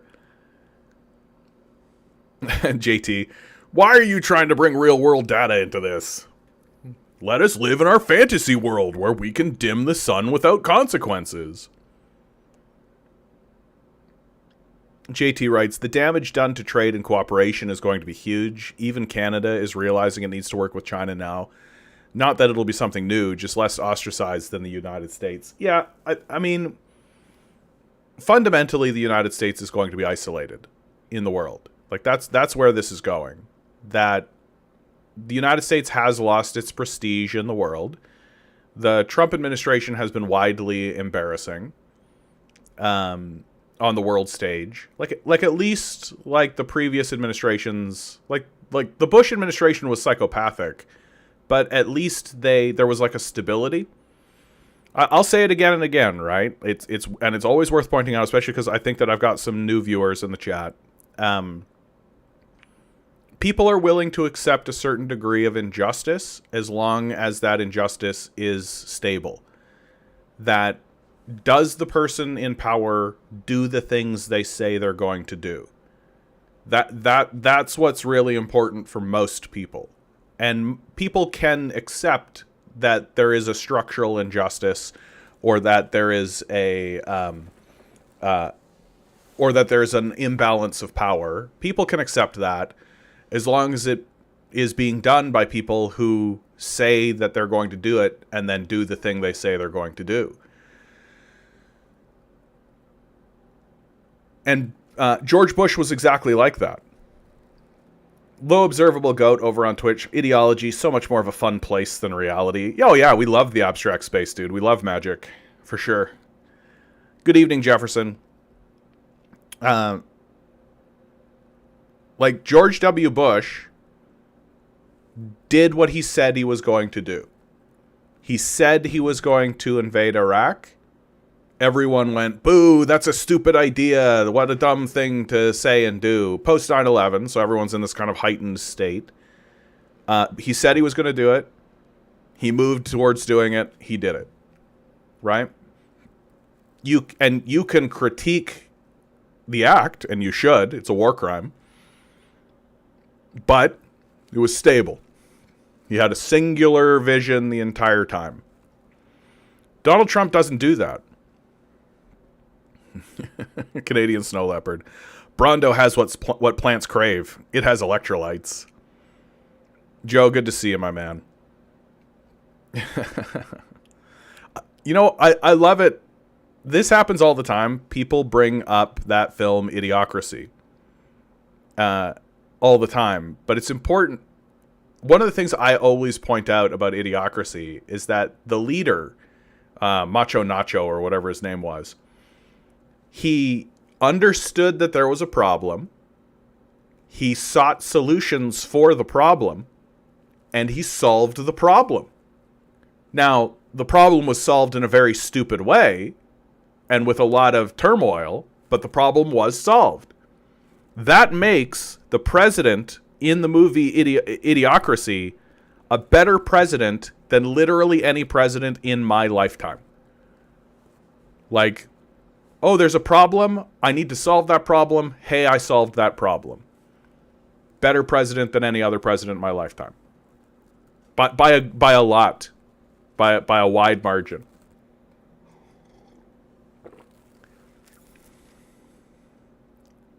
Dave writes, when I think of rising living costs, rent, healthcare costs, I hardly think we have a solution for that right now under a capitalism. Those things need to change. Maybe not communism, but hardly today. Yeah, Dave, I mean, I'm gonna kind of break your heart a little bit, I think, right now. The truth about what's going to happen in America is that the empire is going to decline and America is going to break apart. That the most likely outcome for America is that the states begin to break apart from one another. And that's actually the most likely outcome. That if America manages to stay together as a group of unified states, they will literally be the first empire in human history to do it. And that by itself will be something of a minor miracle. It'll be completely studied as a minor miracle by historians, should there be any in the future. And the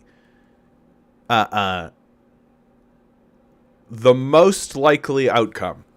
So if you go throughout America, and can I find the website?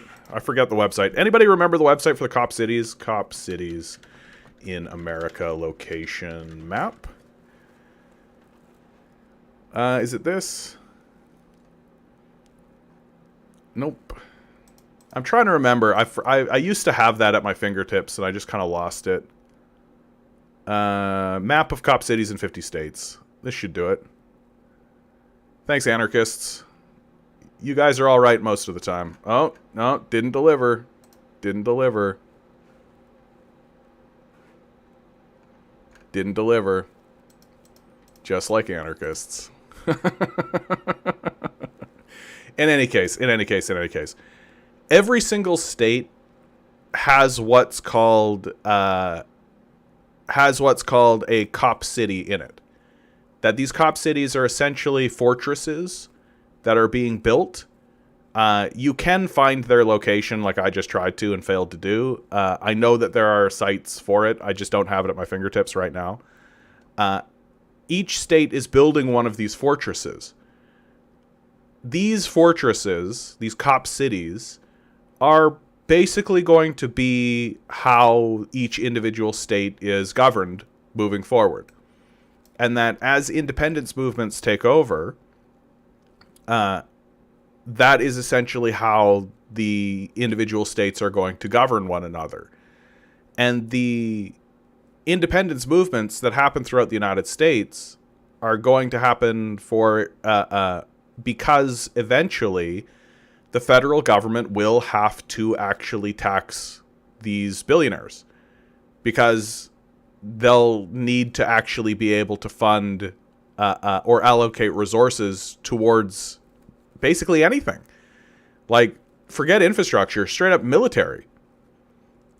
Dave writes, for now, the only state that has a somewhat of a small independence movement is Texas.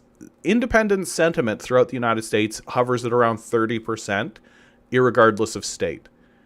So, and this is actually true in Canada as well, that Quebec attempted to separate from Canada in 1995 and also 1985.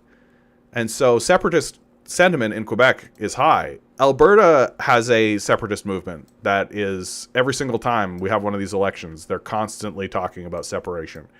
You have a separatist movement in California. You have a separatist movement in Texas. Throughout the southern states, the South will rise again. But here's what it'll look like. That eventually the federal government will have to raise taxes in order to actually have a functioning military. It just will have to. right? That the value of their currency will have depleted. No one will be willing to exchange goods for the American dollar anymore. I mean, I could get into the whole thing if you really wanted to. This has also happened in the UK with the Scottish movement and the Irish. Well, and it's important to point out that the decline of the British Empire has extended. Like, India used to be part of the British Commonwealth. It used to be part of the British Empire. And when the British Empire declined, India regained its independence, as did a bunch of the colonies along the coast. Hong Kong. Up until very, very recently, Hong Kong... Why am I missing Hong Kong? Where are you, Hong Kong? Where are you, Hong Kong? I want to see you. Yeah, I knew I was in the right spot. Hong Kong was a British colony until very recently, and then through treaty flipped back towards China, right? And that's happening because the British Empire no longer has the administrative power or the military power to enforce itself. A similar thing is going to happen with the United States. The future world may be more fragmented. It's going to be interesting, Will. Sorry, Dave. Dave Will. Your name is Dave Will, so I called you Will. I'm going to get into the full story of this because I actually think this is really fascinating. This is really interesting about what's going to happen in the world, right? So since World War II, the world has been operating on basically an American world power system. That there was a Cold War, there was a conflict between the United States and Russia, so there was like a Cold War sort of dynamic that happened since World War II up until the collapse of the Soviet Union in the 1990s. So since the 1990s, at the very least, really it's the 80s with Reagan and all of that, but certainly since the 90s, we've been living in a unipolar world. We've been living in a world where there's only really been one superpower, and that superpower is the United States. And here's the deal that the United States made with the entire world. If you guys want to trade with each other in international trade, so if Egypt wants to trade with Spain, that means they have to trade with dollars. That the dollar is the reserve currency. And the only way for anyone to trade goods with one another is by trading on dollars. And so even if, like, Egypt and Spain want to trade with one another, the United States financial system, that's the IMF, the World Bank, the International Trading Fund, the SWIFT system, they have to trade in dollars, and that means that the United States gets a piece of it. It also means that the United States can say, hey, Brazil, we want coffee, Brazil. And Brazil goes, okay, what are you going to give us for that coffee? And America goes, dollars. We're going to give you dollars. And what that fundamentally means is that Brazil, and the entire rest of the world, incidentally, is giving America goods, things that are actually manufactured and grown and produced that require labor and effort, while the United States just hits money printer button. Money printer go burr. And they just hand out dollars into the world. Like, this is like the definition of a free lunch. That the United States is able to get goods for basically nothing from the entire rest of the world. Throughout this period, anybody who has stood up, and challenged this system has essentially been destroyed by the American military. I see you over there, Pokemon, over on Twitch. Good to see you, my man. That's a big question, and I'll get to it if you stick around, okay? I'm just going to finish this, and then I'll pivot to you, okay? Because that's a really big question, dude.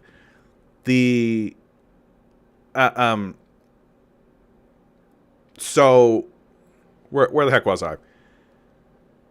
Right. So, for example, a big reason why the invasion of Iraq happened is because Iraq was Saddam Hussein was talking about getting off of the dollar.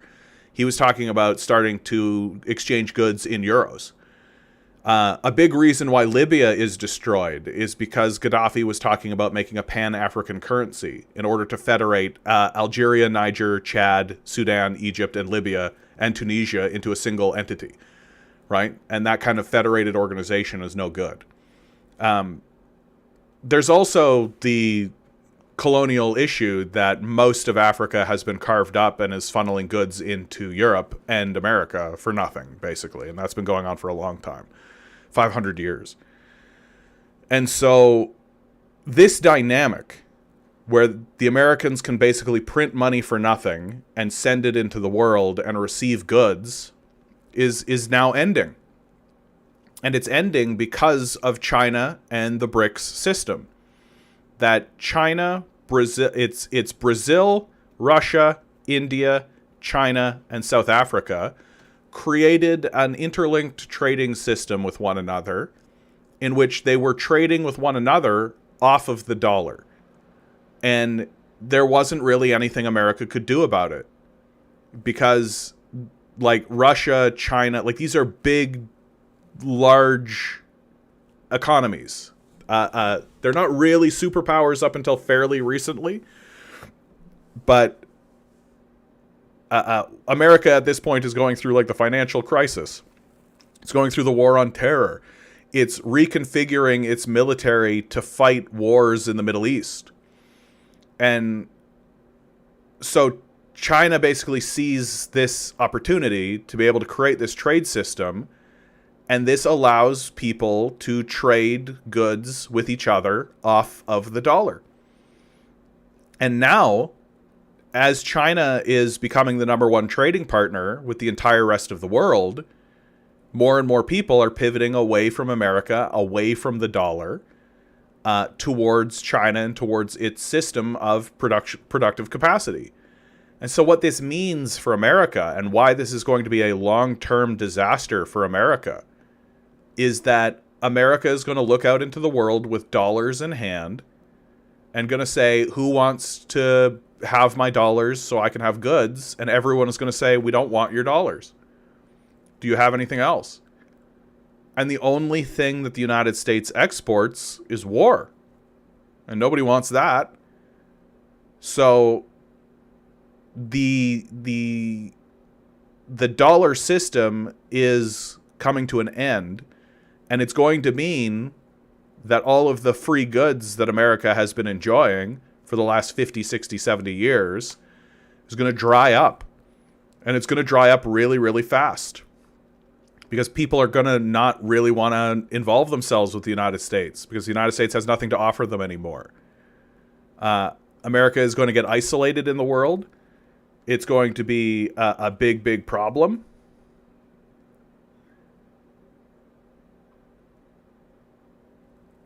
So, and I think that this is going to lead to a discrediting of the American economic system. And ultimately, like, hungry people make fast decisions, right?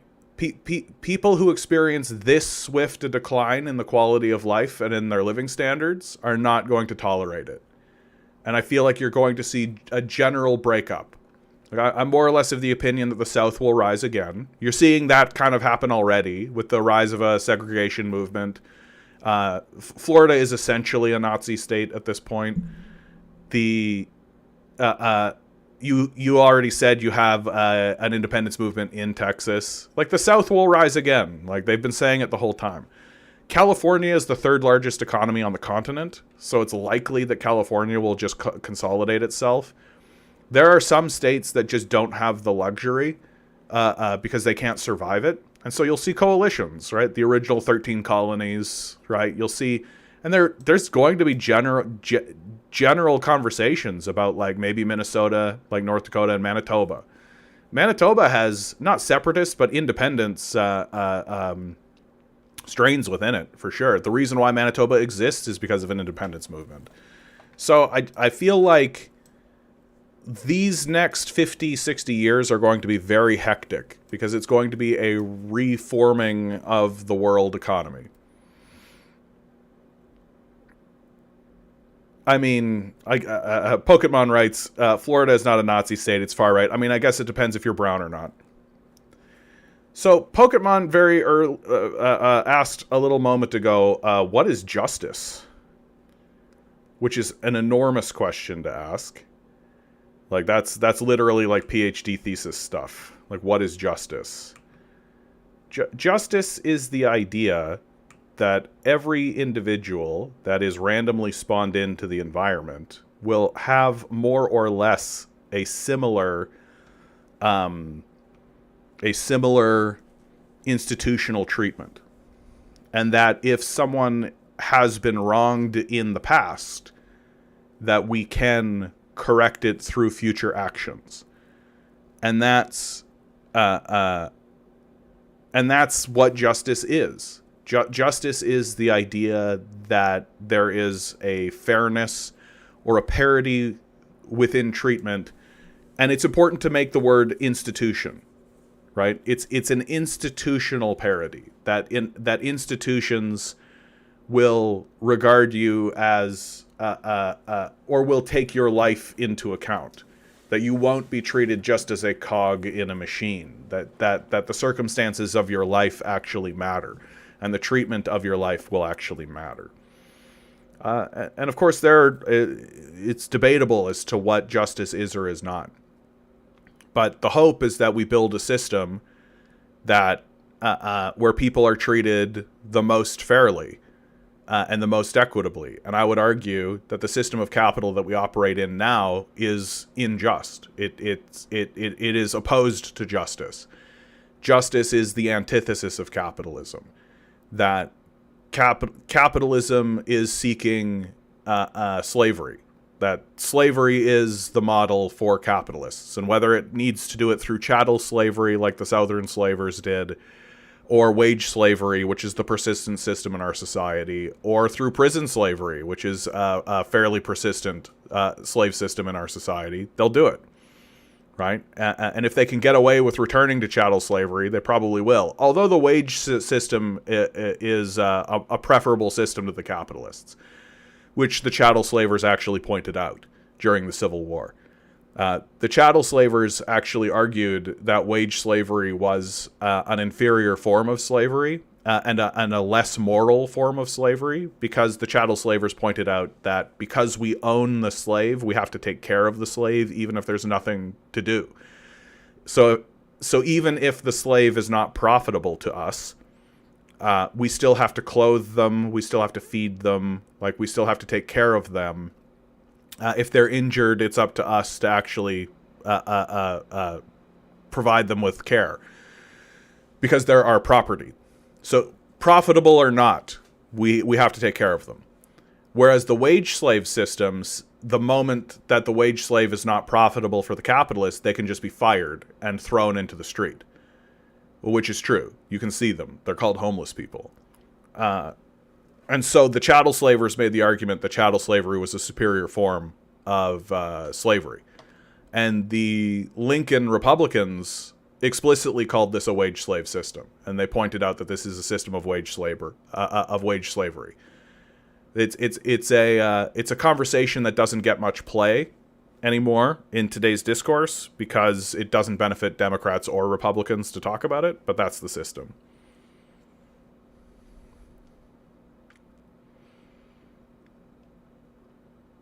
I mean, China conquered the Turkmeni, the Tibetans, the Mongols, the Koreans. I mean, sure, like China reclaimed its historical territory, right? Like the 100 Years of Humiliation was a period of time where the Chinese were inflicted by imperialist powers.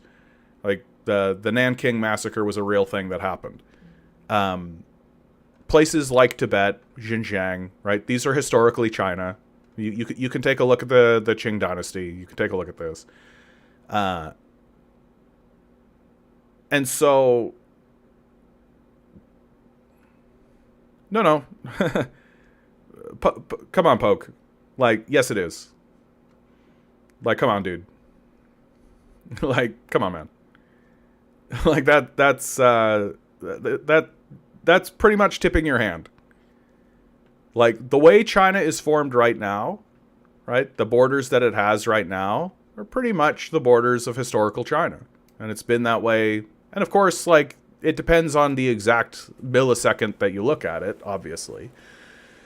But certainly, like, China has more claim on Xinjiang than America does. Like, pretty largely. And once you put things within the context of international politics, the quaint idealism of the centrist that says, oh, these guys should just be an independent state, it's like, that's not actually a real thing that exists.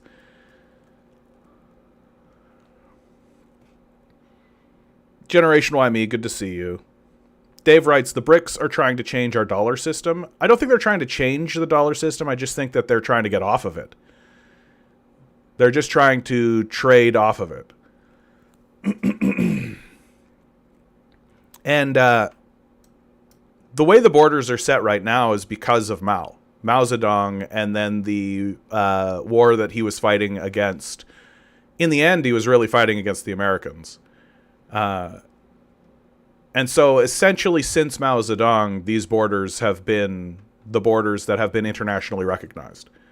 So, like, whether or not,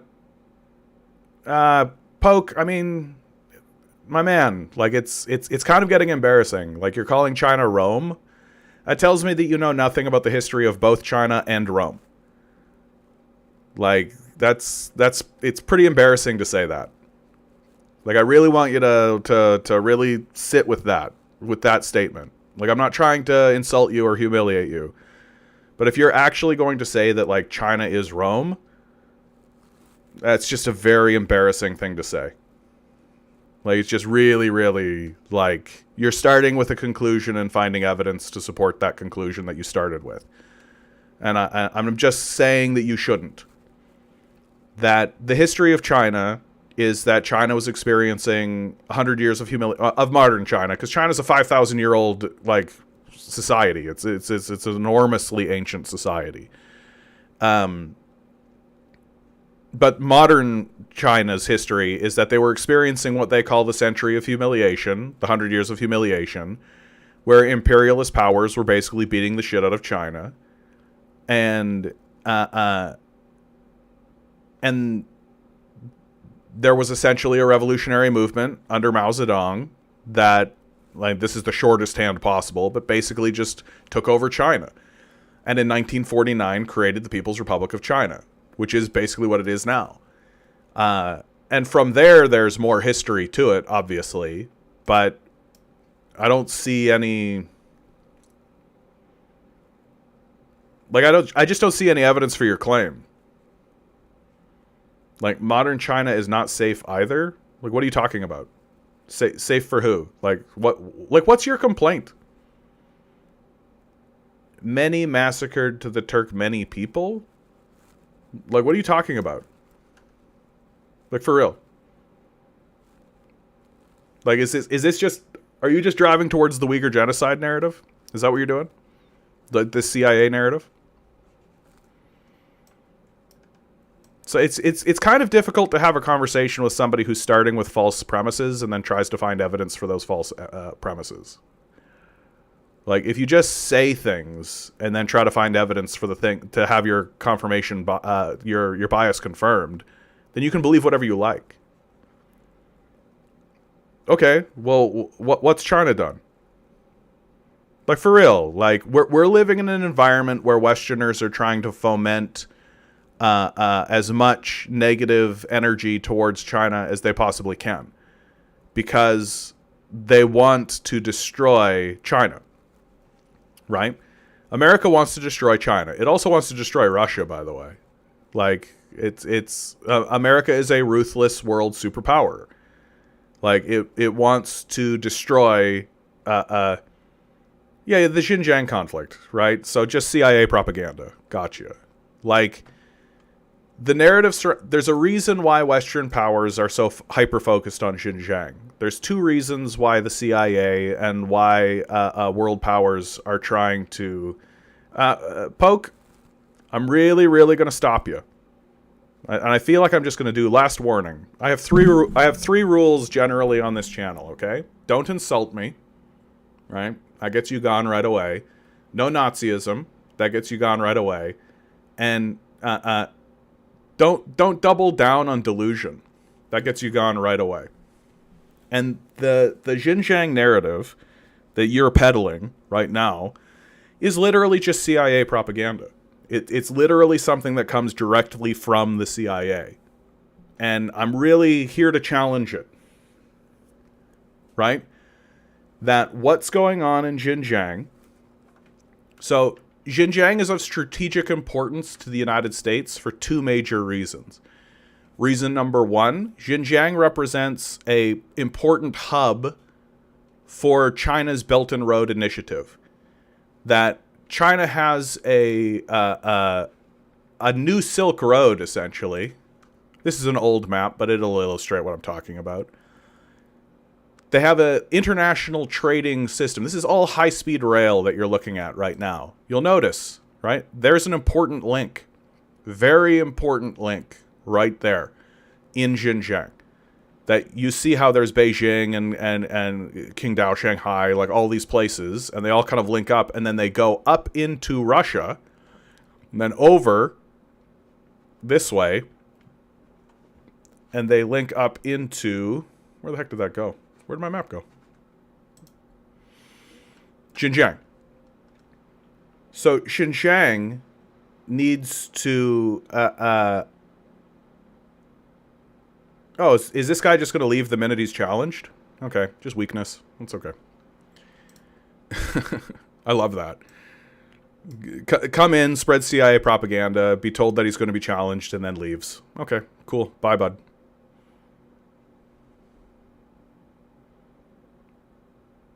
Just like... How embarrassing can you get? Like... How yeah. First time chatter decides to come out of the shadows just to say you bitch to this poke fellow. It's like, yeah. Like, oh, okay. Just standard kind of Nazi behavior, frankly. Like, I'm going to spread around CIA bullshit, and the moment I'm challenged, I leave. Cool. Coward. Dave writes, because our federation in America, there's more autonomy than in China, where it's more unitary, where the whole thing is under one state. I've heard in the news about the Tibetans and Xinjiang. Yeah, can't spell. Oh, so, you know what, Dave? I'll continue for your benefit, because you've been super kind. So, Xinjiang is an important hub for trading in China. New CIA drone pilot over on Twitch points out, Uyghurs have occupied senior positions in China, including vice president. There's no conflict. Just a few Western-backed terrorists got stopped. It's over. So Xinjiang is an important trading hub for China. If the Xinjiang province was to be peeled off of China, it would be a big problem for Chinese trade.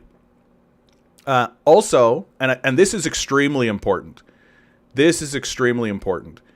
Xinjiang, there have been major thorium discoveries in China. You can basically link the rise of this Uyghur propaganda to the discovery of thorium in Xinjiang. That Xinjiang is... and I'll get into Tibet, but let's focus on Xinjiang for the moment. Because the Xinjiang one is new. It's newer than the Tibetan one. So... these thorium deposits essentially mean free infinite energy for China forever. That the reactors that China is going to be able to build using this thorium essentially mean that they're going to have, as I say, just infinite energy forever. It's safer than uranium. There's less of a chance of some kind of accident happening. So China is absolutely going in there to... Marcus, I'll get to your devil's advocate, okay? In just a second. So, it is it's of large strategic importance to the United States to weaken China by peeling Xinjiang off. How are they doing that? Right? What is the system by which they are attempting to peel Xinjiang off? Well, they're using the CIA playbook. Right? What's the CIA playbook? Foment far-right terrorist organizations and independence movements within a country in order to coup governments You see this all throughout Africa. You see this all throughout Latin America. You see this all throughout the Middle East. This is like standard boilerplate CIA action, propaganda 101. So what happens is that you have the war on terror, right? The Afghanistan war lasts 20 years. That means that if you're born in 2001 and you're alive today and you've lived in Afghanistan the whole time, that means that the vast majority of your life has been in military conflict. And let's make no mistake about this. CIA death squads in Afghanistan.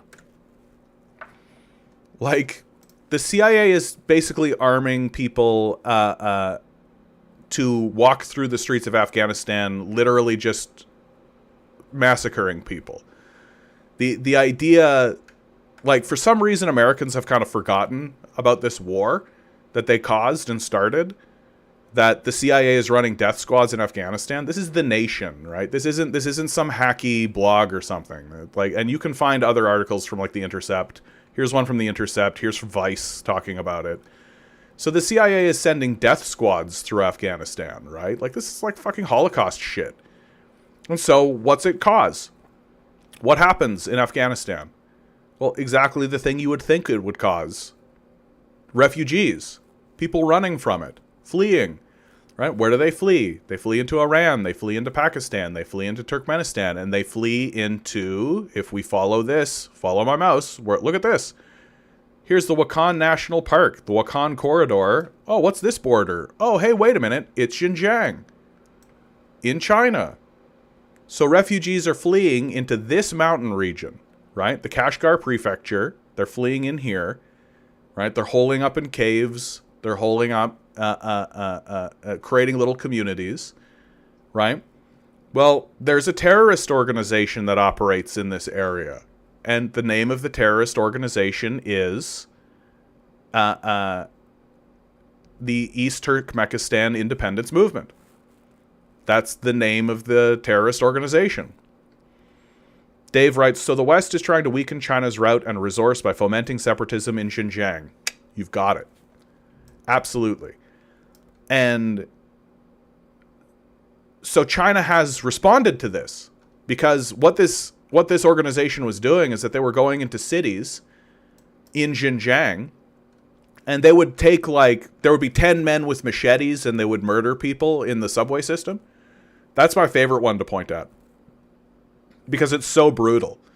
10 men with machetes murdered 100 people in Chinese, in a Xinjiang subway system, literally decapitating people. Like, you have to respond to that. You can't just let that happen. And that's just like the apex of it. So underneath that, there's a whole bunch of terrorism that's going on, like Islamic terrorism. And what the Chinese basically concluded is that the people who are being swept up into these terrorist organizations are like very illiterate.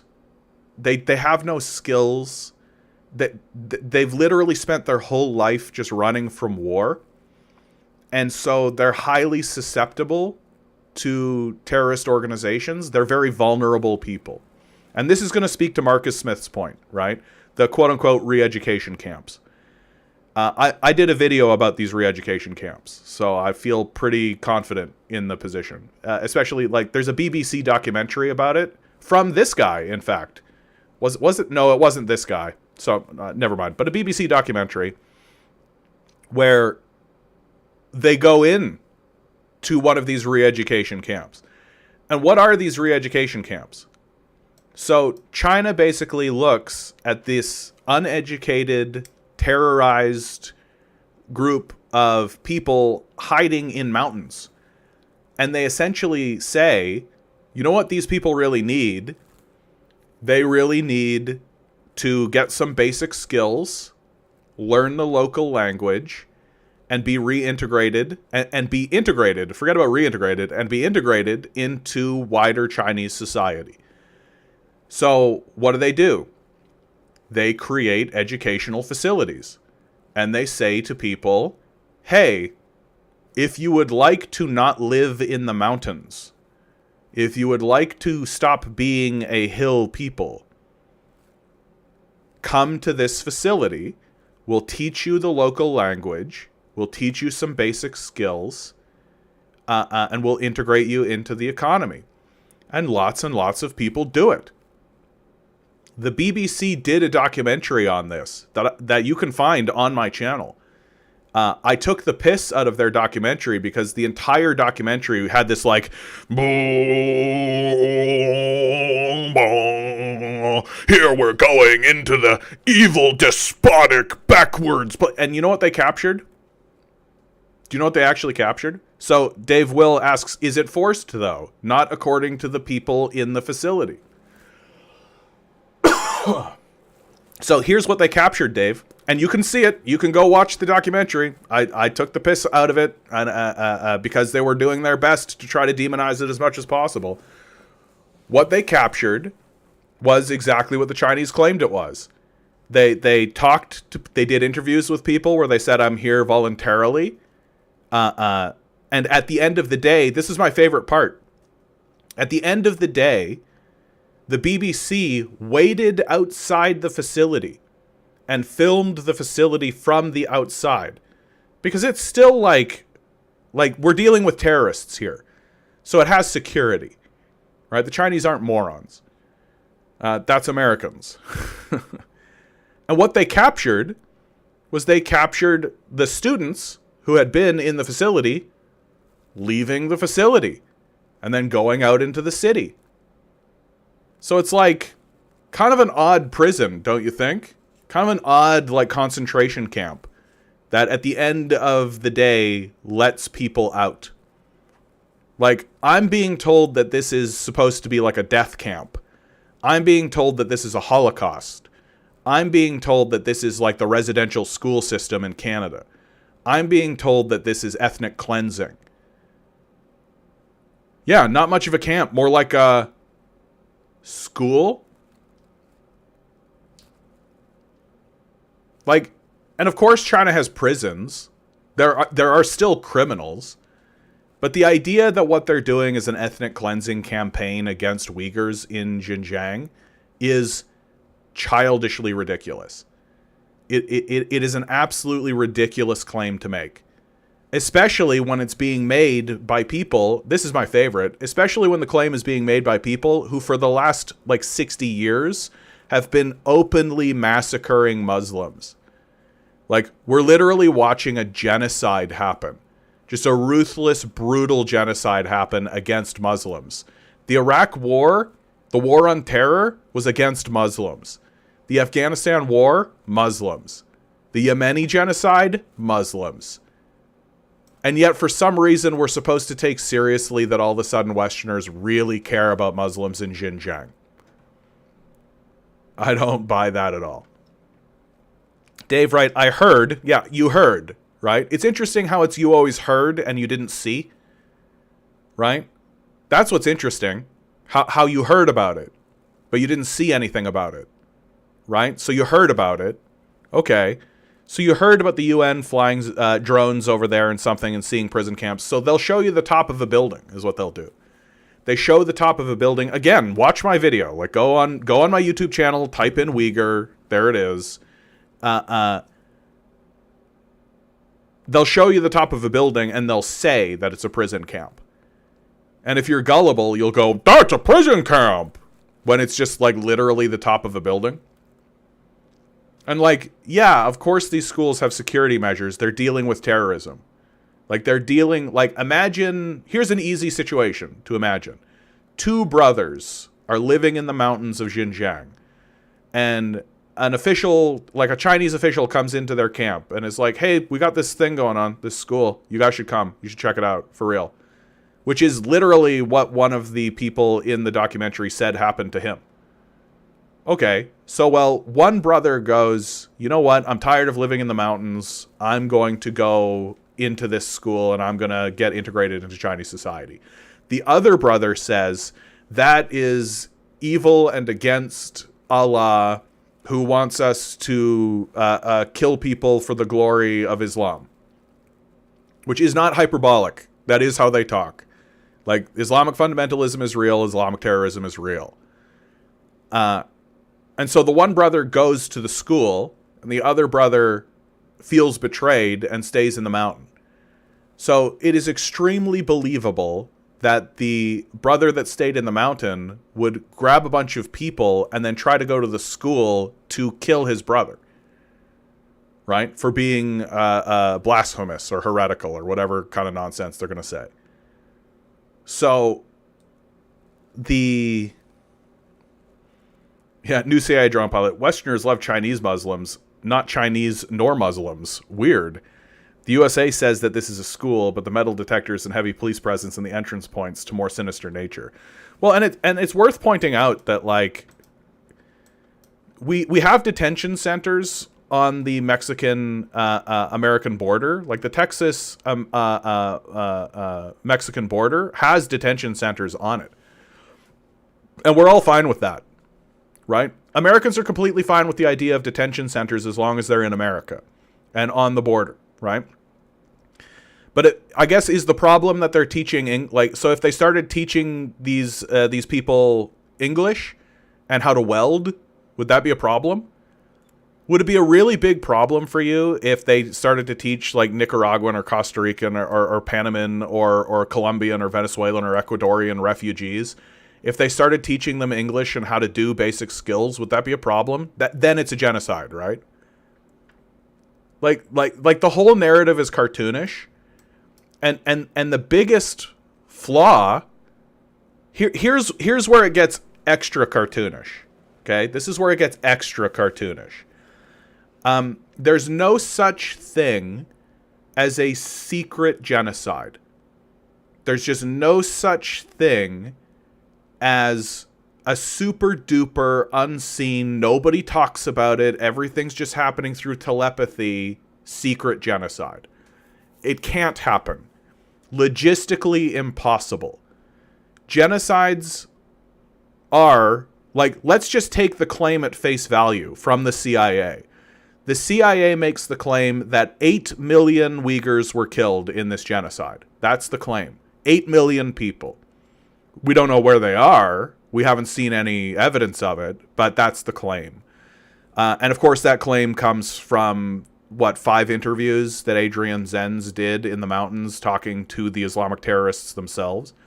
So he just believed them, I guess. Adrian Zenz incidentally quoted as saying, "God has sent me to destroy the Chinese." Yeah, reliable source, but fine. So, if your goal is to kill 8 million people, it was always 8 million XD. But if your goal is to kill 8 million people, that's an enormous organizational feat. That requires an enormous amount of organization. You can't do that silently. You can't do that quietly. You have to actually talk about it. Right? And you can't have like soldiers can't just start doing a genocide. It's just not how it works. Marcus writes, is China capable of doing wrong? Certainly. Yeah, and there's things to criticize, without a doubt, but I think it's difficult because like, I genuinely believe that China's ruling party is actually interested in the people of China. I just think they are. And you either believe that or you don't. I think that's really just the truth. You either believe that the ruling party of China is actually interested in helping the people of China or you don't.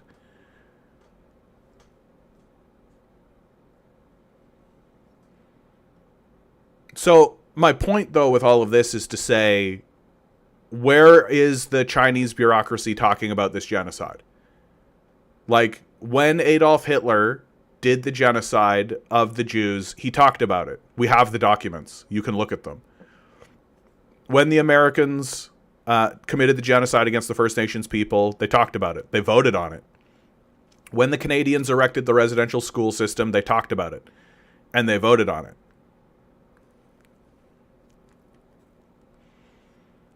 Dave writes, I could actually travel to Xinjiang. Yeah, people do. You can go on YouTube where people walk around Xinjiang. Like, where's this genocide? Like, it's sort of funny to call it a genocide when you can't see it. All you can do is point to the building and say, there it is. And you're like, it's not convincing. Like, especially when we have, like, a live-streamed genocide in Palestine. Like, you want to see what a genocide looks like, take a look at Louis Theroux's new documentary. You want to see a real genocide? There it is.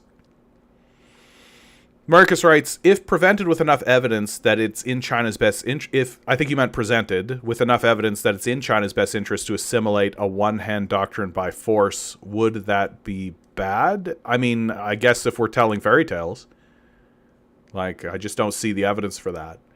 Like, the evidence is exactly in the opposite of that.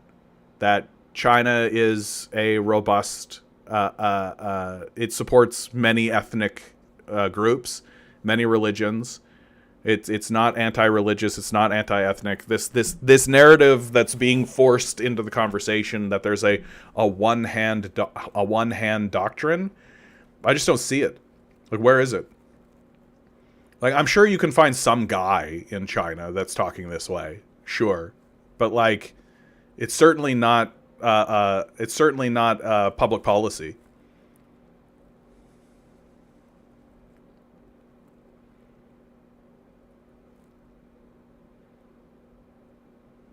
Joe writes, is that a serious question? No one is saying it's perfect. Can we not learn from others?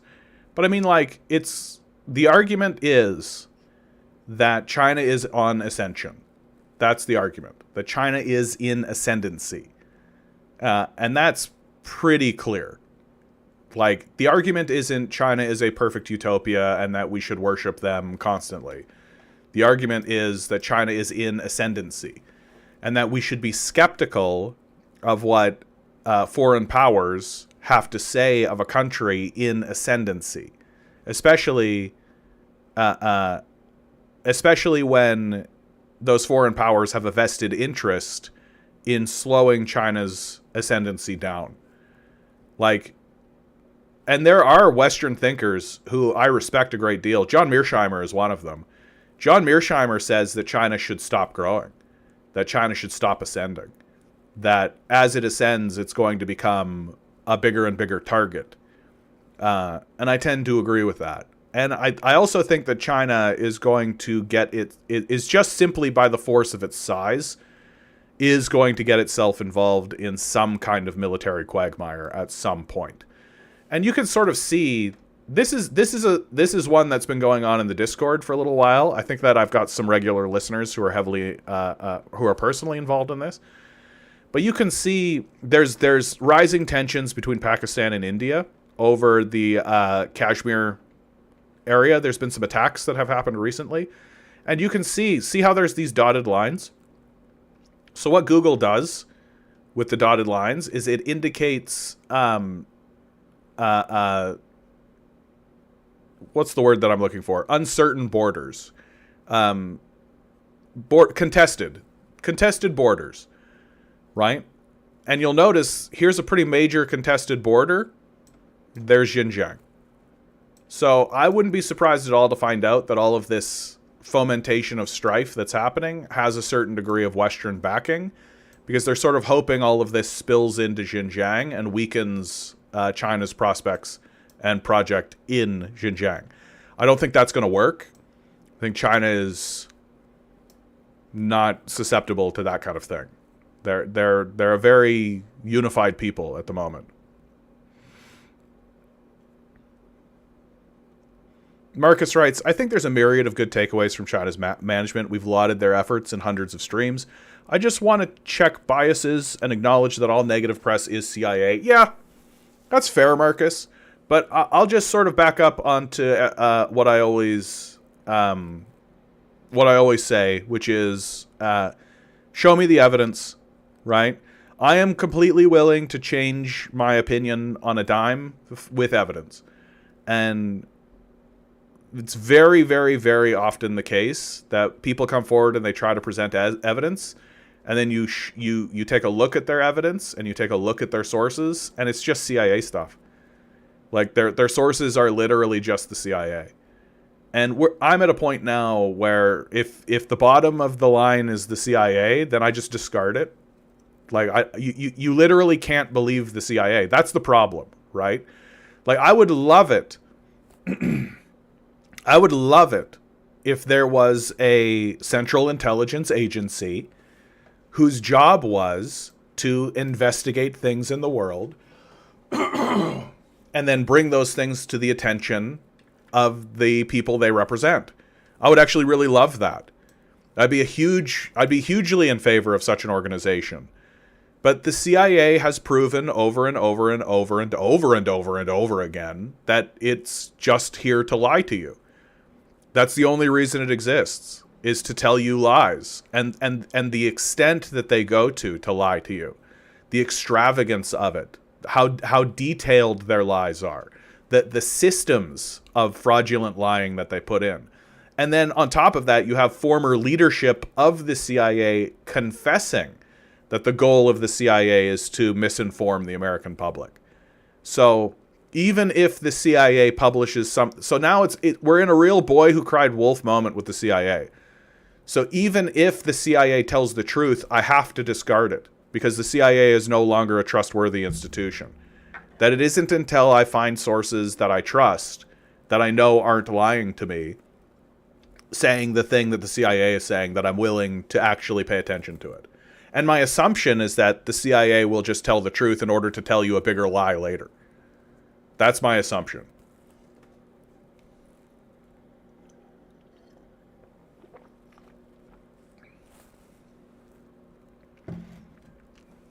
But I understand your position, Marcus. Like, we shouldn't get blinded, and we shouldn't just default into China good all the time. Because it's perfectly possible that China is going to take a far right turn. Like, it's possible. Like, it's like Sauron's One Ring kind of talk. Like, it's just straight up like, eventually you have so much military power that you get that creeping feeling of like, can't we just invade these guys? Like we're having struggle with Myanmar. Can't we just go in there? Like, do we really have to negotiate? Do we really have to talk to these guys? We could just go in there. Well, it's very tempting. It's very tempting. Dave writes, the rise of China is bringing up issues like that because their prosperity is a silent threat to the West. I wouldn't say threat, but it's an opposing world. It is a threat. And the reason why it's a threat is because it's an alternative system to the system of Western capital. There is an argument that is saying that Western capital is basically just fleeing into China because China is a superior, more stable model for capitalists to exist in. I don't know how true that argument is. I also don't know how successful that idea will be, because while there is capital within China, that there isn't really strong evidence to show that capital has taken over the National People's Congress. And you have lots of moments where Xi Jinping has really stood up against the interests of capital and has basically said, I don't know why we care about what you think. Like, when capitalists get into trouble in China, they go to jail or get executed and have to pay for their crimes. In America, they get rewarded. So I think that if capital is fleeing into China for more stable prospects, I think they're just going to meet like a great wall that's basically going to say to them, you can run your little store if you want, but you're not going to take over our political system. Like, the system of capital has taken over the political system in America, 100%. And that's why it's a disaster. And the people of China see that, and they go, yeah, we're not going to allow that to happen here. And so far, they haven't.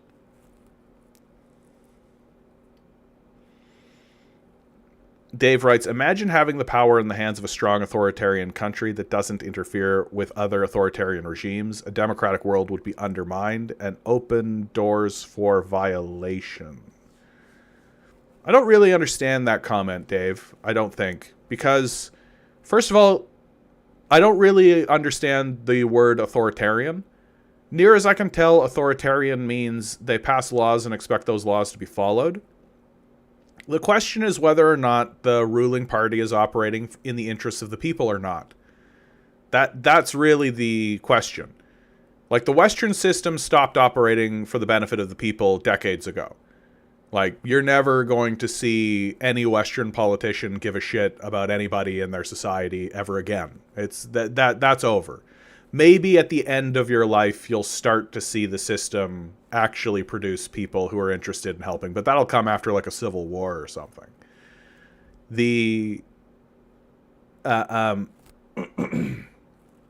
So I don't really know what you mean when you say like a strong authoritarian country.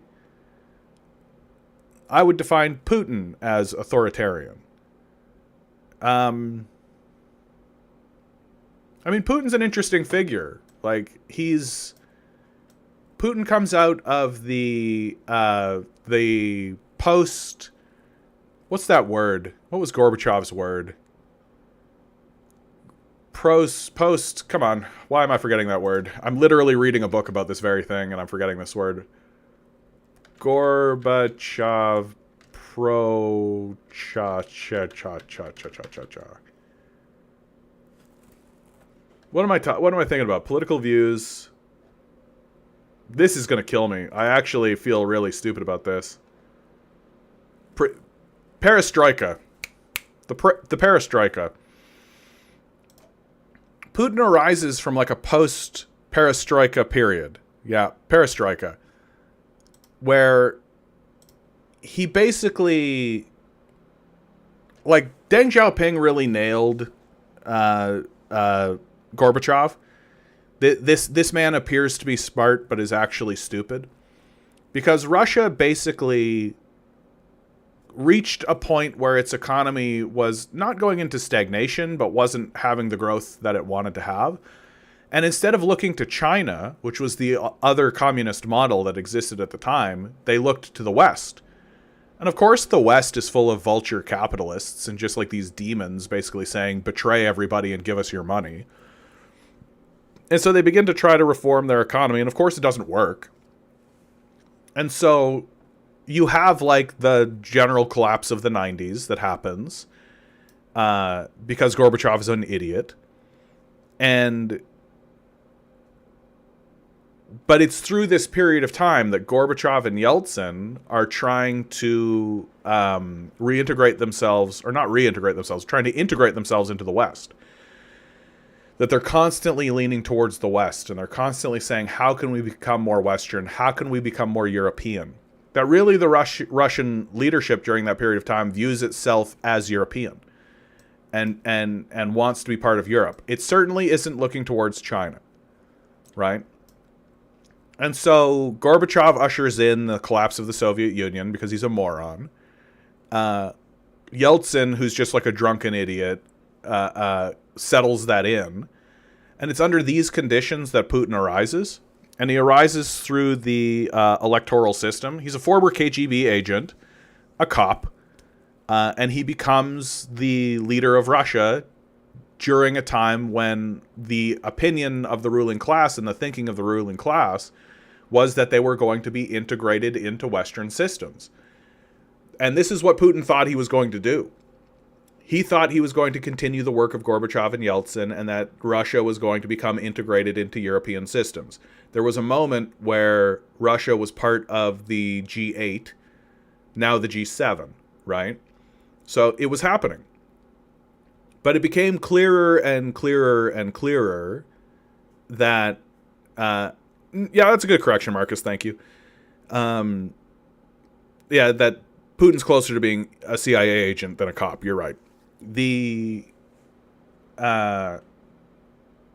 But it becomes more and more obvious that the West is not going to integrate Russia into Western systems, and that the antagonism between the West and Russia basically explodes with it's like a three-part thing that happens. First, there's the invasion of Libya and the destruction of Libya.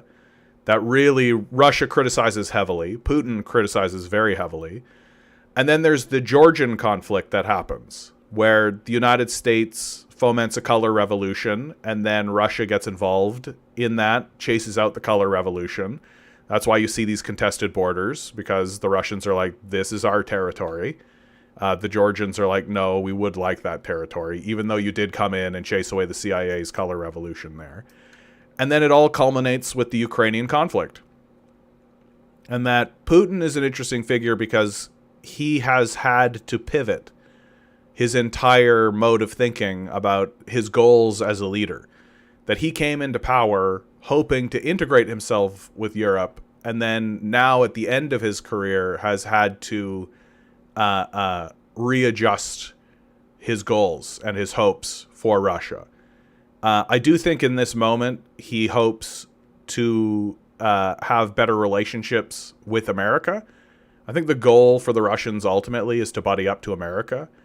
That would be a big success. That if Russia could sort of supplant Europe as America's kind of go-to, that would give Russia a pretty big advantage in the world. But like Putin as a figure, I don't think there's a real like an ism that I've ever heard that I've been happy with. Like, he's not a communist. He's not a capitalist. He's not an imperialist. He's not a fascist. I think he's just a Russian. So in many ways, I guess he's just an opportunist. Like, technically an opportunist. And yeah, I think he's technically an opportunist, but like a nationalist opportunist. I do think, yes. Yeah, that is true, Marcus. Yeah, he is a nationalist for sure. Like, he's a Russian. Russianism. Yeah, I guess that's just nationalism, right? Like, it's just like base nationalism of just like he is doing what he needs to do for the success of his own nation. And I think that history is going to be pretty kind to Putin, really. Like, I think that history is not going to be very kind to Gorbachev and Yeltsin, because I think that those two guys were morons. And that history will look back on like Lenin and Stalin, even like Khrushchev and Brezhnev will get looked on a little bit nicer. Although Khrushchev, I think, started the decline by denouncing what he called Stalinism. And that history, I think, will look at Putin as like a very, like, he navigated very choppy waters, and he's done so very successfully, I think. I think the big critique that people might have is that he could have been more decisive. Like, there's been moments of indecision within Putin's cabinet. Especially if you take a look at the Ukraine conflict, there's been a lot of moments of indecision. And yeah, Generation Y, I mean, you're not wrong about this. Putin's also doing a lot of homophobia, for sure. Like, for sure. And I root for a gay rights movement to happen in Russia, for sure. Like, for sure. Yep, Pussy Riot. Women don't seem to be very happy in Russia either. Well, I mean, since the collapse of the Soviet Union, Russia's not been in a very good position economically. So it's difficult to, like, people are right when they point out the sort of general malaise that exists within Russia.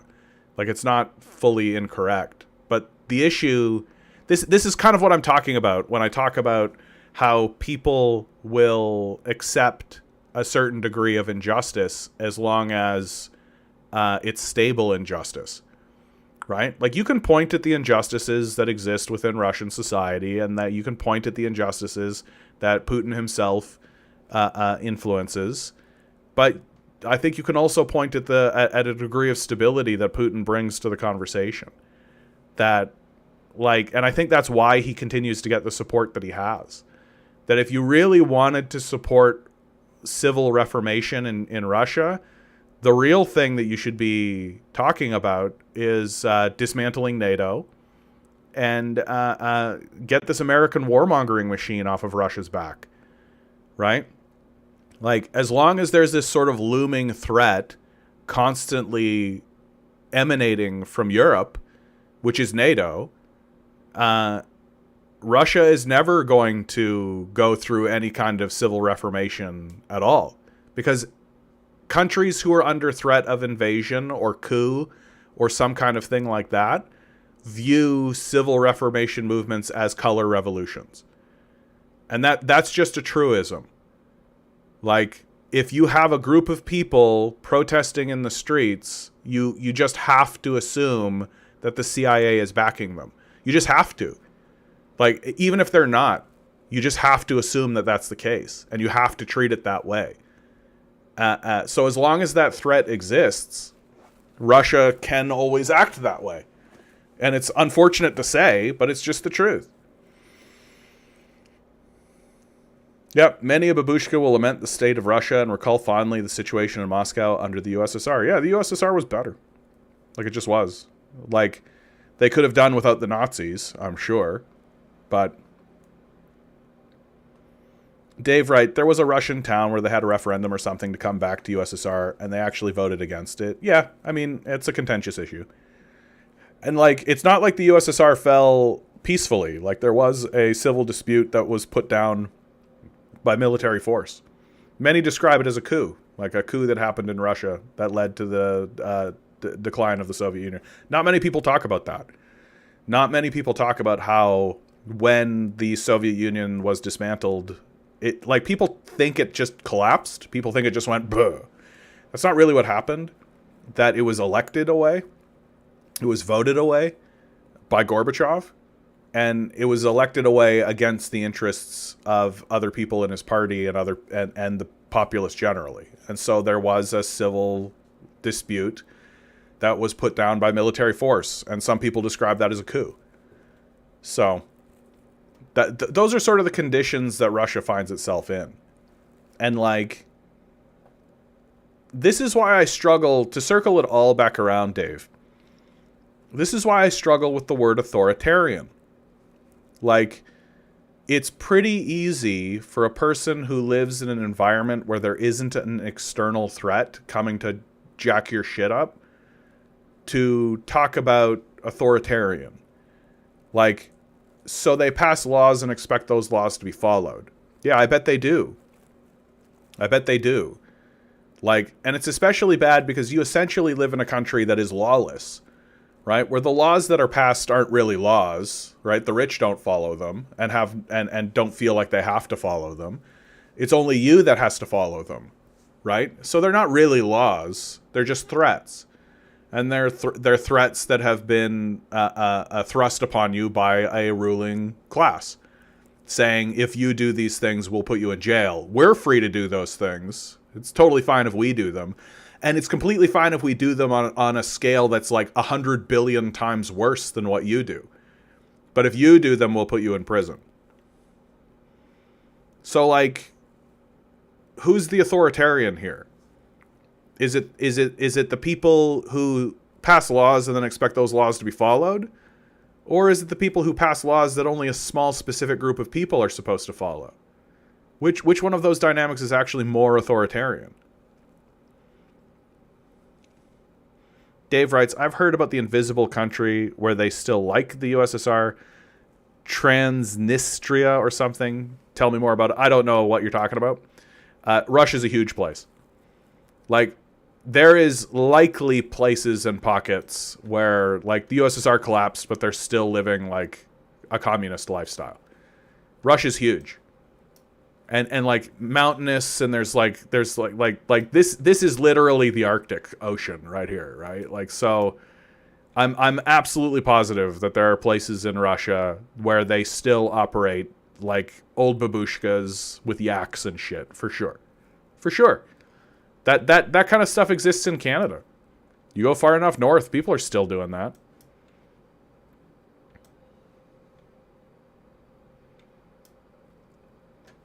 Marcus asks, Marcus is being very sharp today, I have to tell you. You're not being rude or anything, Marcus, but your questions are very, and your comments are very, like, sharp today. So I want to respect that because you're a longtime viewer, and so I feel like there's, I hope you're okay. Like, I feel like there's something going on where you're feeling like you want to be a little bit sharper today. Is there a way Putin disperses power to a situation more similar to China? Or is the consolidation of power something that can't be undone, in your opinion?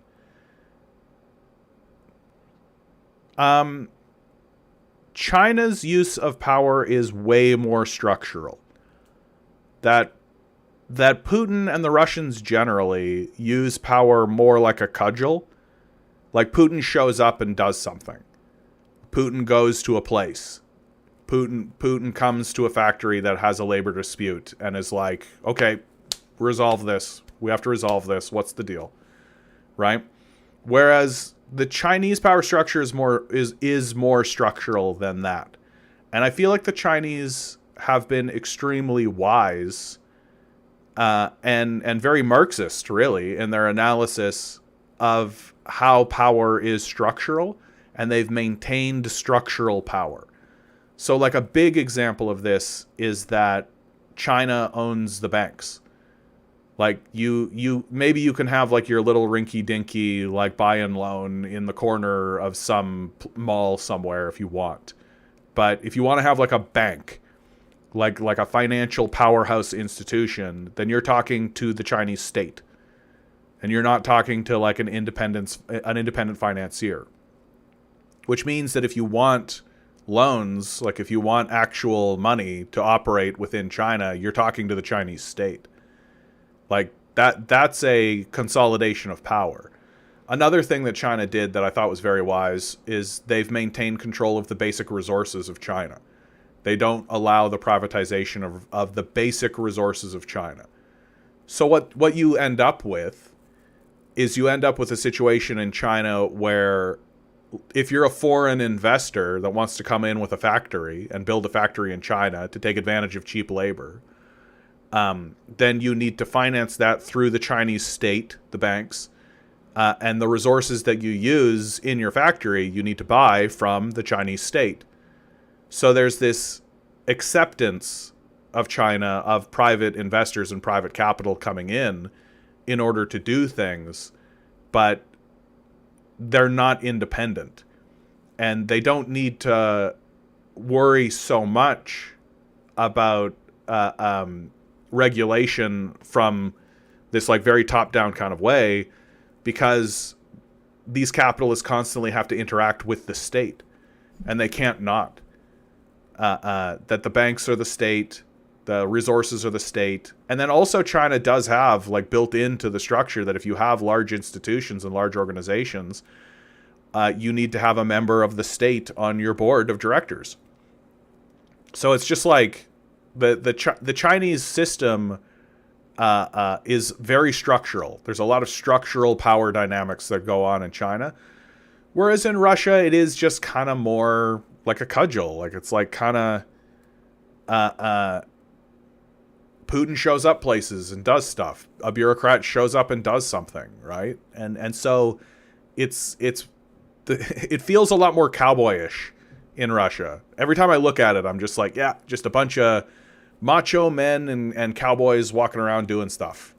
And it feels a lot less structural, which is why Russia is a capitalist country. And I think that you can point at things to say that Russian society still has this idea of socialism. The concept of socialism still exists within Russian society, and they still somewhat expect those socialist ideas to exist within Russia, but it's not structural. It really is just being put forward as like a force of personality. And that if a big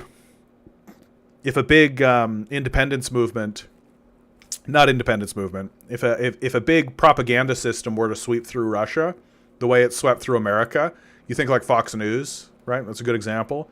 I think the Russian people would be very susceptible to it. I think that you could really have like a very strong impact if you allowed capitalists to spread the filth that exists in America into Russia. I think it would be very impactful, which is why they don't allow it to happen. Because Russia is still very orthodox and Eastern Orthodox in its worldview. Like, this is something that doesn't get a lot of discussion and a lot of play, but like Russia is an Eastern Orthodox Christian country. millions of people in Russia consider themselves to be Eastern Orthodox, and are serious about that. Like, it's not fakey fake bullshit. It's not Pat Robertson nonsense. It's still very rooted in concepts of tradition. It's still very rooted in the idea of community and family, and that's coming out of the Eastern Orthodox churches, which still have credibility. Like, Putin will show up to Eastern Orthodox churches and will talk to people in Eastern Orthodox churches, like, and it's still taken seriously. Whereas in America, it's just hacky showmanship. The Christian churches are fraudulent. And so I think there's a difference there, which isn't to say the Eastern Orthodox churches are not without their flaws. Marcus says, I'm doing well, just unloading my main critiques of this two superpowers. Nobody's perfect. Yeah, of course. I mean, we're humans. And then you continue, I draw comparisons between Trump and Putin in that the advisors around them are scared to produce contrarian opinions. Xi's government is so well manicured to the same fears don't exist.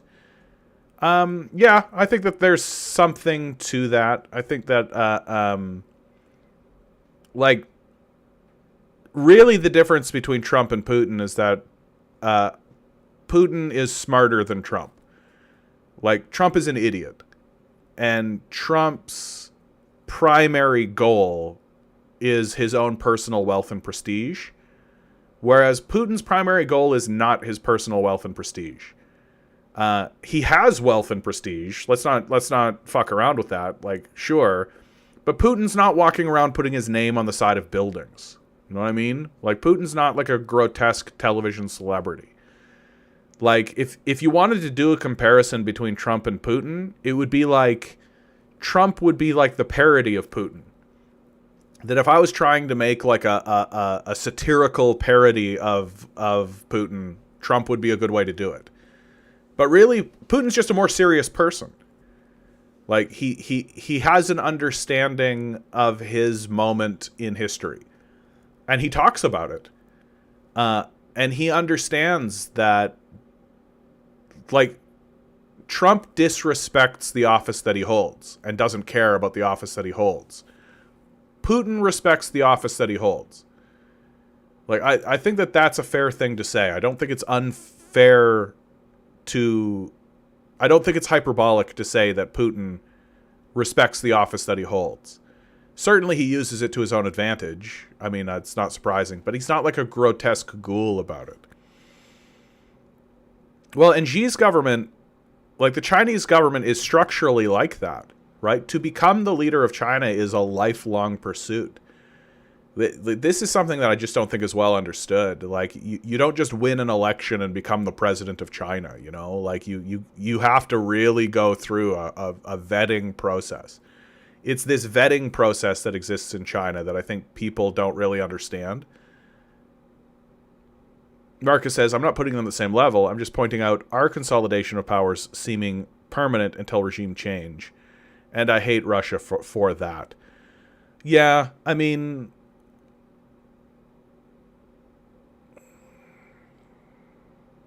I just sort of wish that Khrushchev hadn't have abandoned the communist project so thoroughly, you know? The real beginning of the decline of Russia, in my view, happens after the death of Joseph Stalin, and Khrushchev, instead of trying to build upon the legacy of Stalin, well, you can critique Stalin, obviously, but instead of trying to build on the successes that existed within the Stalinist period, he really tried to tear it all down. He really tried to tear it apart. And very clearly pivoted towards Europe, and very clearly was willing to give concessions to capitalists. When really, like, what I would have preferred Khrushchev to do is to kind of double down with China.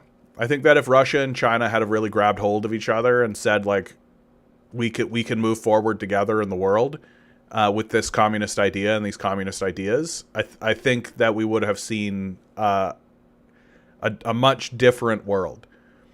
That Khrushchev really introduces a lot of weakness into the communist world, forces the Chinese hand, forces the Chinese to act in a certain way because they no longer have allies. So it's tough.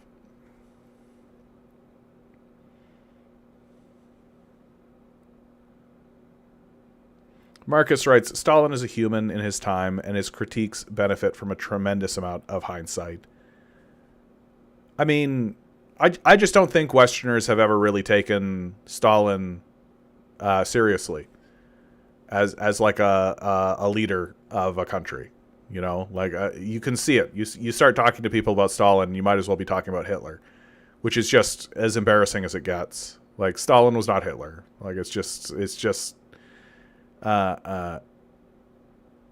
So I don't know if the West will ever get to a period or a moment where it can ever really have serious discussions about Joseph Stalin, because it's too convenient. It's just too convenient for people to maintain this sort of illusionary idea of this monstrous dictator who murdered millions of people, and you're like, so I guess just World War II didn't happen, you know? And that's really what it comes down to. Anytime I hear people talking about Stalin, I'm just like, you get that World War II happened, right? Like, is that a thing? Yeah, anyone that's read more than one book on Stalin would realize he industrialized an agrarian society in a single generation, which is superhuman. Yeah, it's crazy. I mean, the Russian people wanted it. I think that really what Lenin and Stalin both really showed the world is that, like, humans are hungry for this kind of development. Like, we want it. We really, really do want it. And when it's unleashed, when the human capacity for development is unleashed, we go to it, dude. Like, we go to it. We're down. We're down to clown. And Western society will always point at, like, the friction points and the friction moments and try to highlight those as if moving a million people or moving, you know, tens of millions of people towards a goal is not going to have enormous amounts of friction. Like, I just wish that we would be less childish about it. And I wish that we'd be more honest about what it takes to actually move a society forward and develop a society. And I really think that's the reason why the power structure here in the West needs to demonize Stalin, because Stalin actually developed his country. And Western capital wants us to believe that this is the best that we can do. This is the end of history. This is the best we can do. We can't do better than this. And they want us to believe that to suppress our desire to develop. Because if we develop beyond what we currently have, then we may develop past the system of capital. And we should develop past the system of capital. Like, we should nationalize the banks. We should introduce a profit-sharing system into all businesses. We should ensure that workers have a say in what happens in their workplaces. Like, these would be developments in the society that would be a dramatic improvement to the people who live in the society. But you can't have a serious conversation about those ideas. Marcus says, it's hilarious when you show capitalists that an automobile highway takes years to complete because the workers get paid more the longer it takes.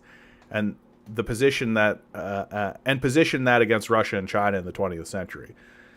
Yeah, but also, like, to take it away from that the point that the workers get paid the longer it takes, so do the capitalists. Like, the capitalists get paid, like, what's happening, I see it in Montreal as a good example of this. If you go into Montreal, there's just, like, eternal, never-ending construction projects that are just always happening constantly.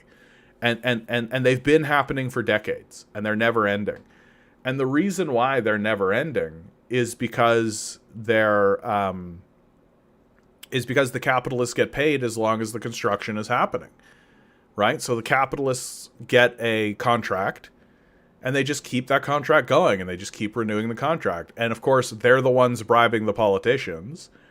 And so the corruption is just right in front of your face. You literally drive by it every single day. And if somebody actually came in and said, okay, we got to finish these projects, like, get this finished, well, that wouldn't benefit the capitalists. The capitalists get paid as long as the project is continuing. So nothing ever gets done. Nothing ever gets built. There's also the major problem that so if you want to have you could see this happen when Justin Trudeau announced that he wanted to build a high-speed rail from Toronto to Montreal, which absolutely, that should have happened a decade ago. There should have been a high-speed rail from Montreal to Toronto, for sure. Well, the moment he announces that, like, if you actually announce the plan, here's where the rail is going to go, all the capitalists will just buy up the land, and suddenly all that land will be worth 10 times the value. And suddenly a project that was supposed to cost $1 billion costs $15 billion. Just because capitalists are going, I own that land. Give me money for the land that I own. It's my land. You don't want to be authoritarian, do you? And I would be like, yeah, I will be authoritarian. That land belongs to the crown. Go fuck yourself. And if they complained about it, I'd raise their taxes and then take their assets away from them. Like, I don't think capitalists should have rights. Just straight up. I just think that we should remove their assets, remove their money. They've lost the right to rule. Like, we should get rid of them. Like, I don't know why anybody should care about who Elon Musk is. Elon Musk should literally be some nameless bureaucrat operating a crown corporation that you never hear from and you don't know who he is. That his primary job is just like organizing the electric car industry. And you're like, cool. Like, why do you know who Elon Musk is? It's so stupid. We should be rid of these people. Generation YME says, and yet the west of Ontario still doesn't have split highways the whole way across. Yeah. No. Like, capitalism can't build infrastructure. It's not interested in building infrastructure because that doesn't immediately put money into their pockets. Like, I'll give you like the cleanest example I have of this in my personal life. I work in a place called the Evergreen Brickworks, right? It's a place, it's where the bricks were made for Toronto. That if you walk around the city of Toronto, there's all these beautiful red brick buildings. And these beautiful red brick buildings were all built with bricks that came out of the Evergreen Brickworks. Well, the brickworks shut down in the 90s. And since then, that site has been developing into like a historical site, right? And it's a bit touristy. It got named one of like the 10 top tourist destinations by Nat Geo, apparently. Or sort of nature tourist destination, to be specific. And so, but the trouble with it is that it's kind of tough to get to. There's a shuttle that runs from one of the subway stations, but outside of that, it's a little out of the way, right? There's not that much parking, right? So if you drive there, like, good luck. And it's been proposed, right? It's been proposed to put a gondola from that subway station that runs from the subway station right down to the Evergreen Brickworks. Just a gondola that goes boop, boop, boop, right down to it. And I think that's a great idea. People would come to the Evergreen Brickworks just to ride the gondola, right? That's what an interesting idea to put in, right? And it's just not happening, and it's just not happening, and it's just not happening. And the reason why it doesn't happen is because it doesn't directly make capitalists instant money right away. That it's obviously a benefit. It would obviously drive traffic to the Evergreen Brickworks. It would obviously increase business. It would obviously be good for everybody, and that's obvious. I don't even think I need to make an argument for it. But it doesn't make a small group of psychopaths instantaneously wealthy, so it doesn't happen. Marcus writes, mind-boggling that you have billions of humans with an innate desire to do things to help their fellow man, but wake up every morning and put their own shackles on. Yeah. Like, humans are reactive. That's really what it is. Like, to me, the greatest trick that the capitalists pulled was convincing them that institutions don't exist. That to me is just an absolute wonder. Like, people don't think money is an institution. People don't think that the automobile system, the traffic system, is an institution. Like, they don't view the world around them institutionally at all. It's as if people genuinely believed that the roads grew out of the ground. Like, that the structure and the system that we operate in is inherent to reality itself. It really is like people believe that. And it's because most people don't have the bandwidth or the time to be able to really contemplate or think on these things. Most people are living in survival mode, right? Like, most people are just existing in a state of like, gotta go to work, gotta get the thing, gotta get the paycheck, gotta do the thing. And like, you sort of break down what their ethos of life is. And it really is like, I've got to build a big nest egg so that when I retire, I don't die in the streets. And I'm just like, but by the time you've reached that goal, you're basically going to be dead, right? Like, that's how this works. You age and you die. And your goal is to sacrifice your whole life so that the moment of your death is modestly comfortable. Seems a waste. But I think that people have been put in this state of hysterical survivalism. And this state of hysterical survivalism has been imbued in them by an indoctrination system, what we call an education system. And then reinforced by the systems of capital. And nobody ever pauses and thinks for any amount of time, hey, what's this money thing? Like, what are we doing with our time? Is what we're doing beneficial? How is this helping anyone? And the real positive society, the real positive outcome, and it's positive but it's negative, but it's positive, is that capitalist systems can't replicate themselves. Like, generation over generation, capitalist systems just can't replicate themselves. That's how bad an idea capitalism is. Capitalism is such a bad idea that the natural systems that sustain life on the planet inherently reject them. That the more capitalist your society is, the less children you have. And that's just the bottom line. Like, that means that generation over generation over generation, as time persists and as we move forward through time, capitalist systems just naturally die because they can't be populated. And systems that are not capitalist and that actually are trying to build life-generating models and life-generating institutions thrive and survive. Like, I do think there's going to be a moment, like, China has purposefully capped their population, right? They've done it on purpose through policy. But if they were ever to remove those shackles, like, if they were ever to remove that by policy, man, dude, like, China would blow up. And there would be because we inherently believe, as humans, we just do, we inherently believe that we will become a spacefaring people. We genuinely think that we're going to colonize the galaxy. We just have that in us. And the only way you're going to do that is if the institutions that exist on your homeworld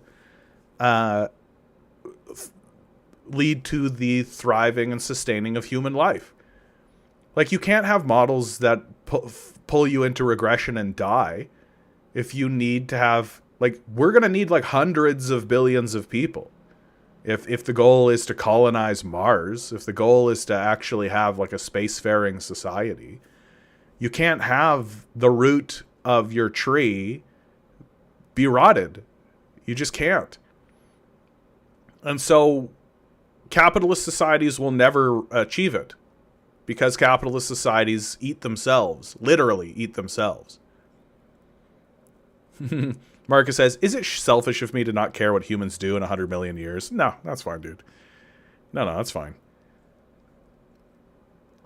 Why me with a $5 donation. Thank you, my man. Good night, comrades. Free Palestine. Thanks, my man. I appreciate the donation. Good opportunity to say like, share, subscribe.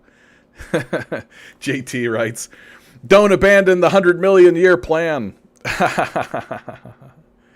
I think this is a good opportunity. We're a little bit early, but I think I'm going to close it down for the night.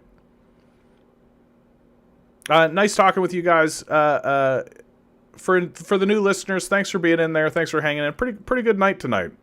Not so much. Not so many bad takes in here today. I didn't have to ban too many people today. I don't think I even banned anybody. John H., good to see you. Always remember, guys, each and every one of you is a quantum being walking around in quantum energy. These billionaires are spending hundreds of billions of dollars in the hopes you'll never realize it. You'll just stay the good little commodity they need you to be. Rebel. Revolt. Repent. Good luck. We're going to need it.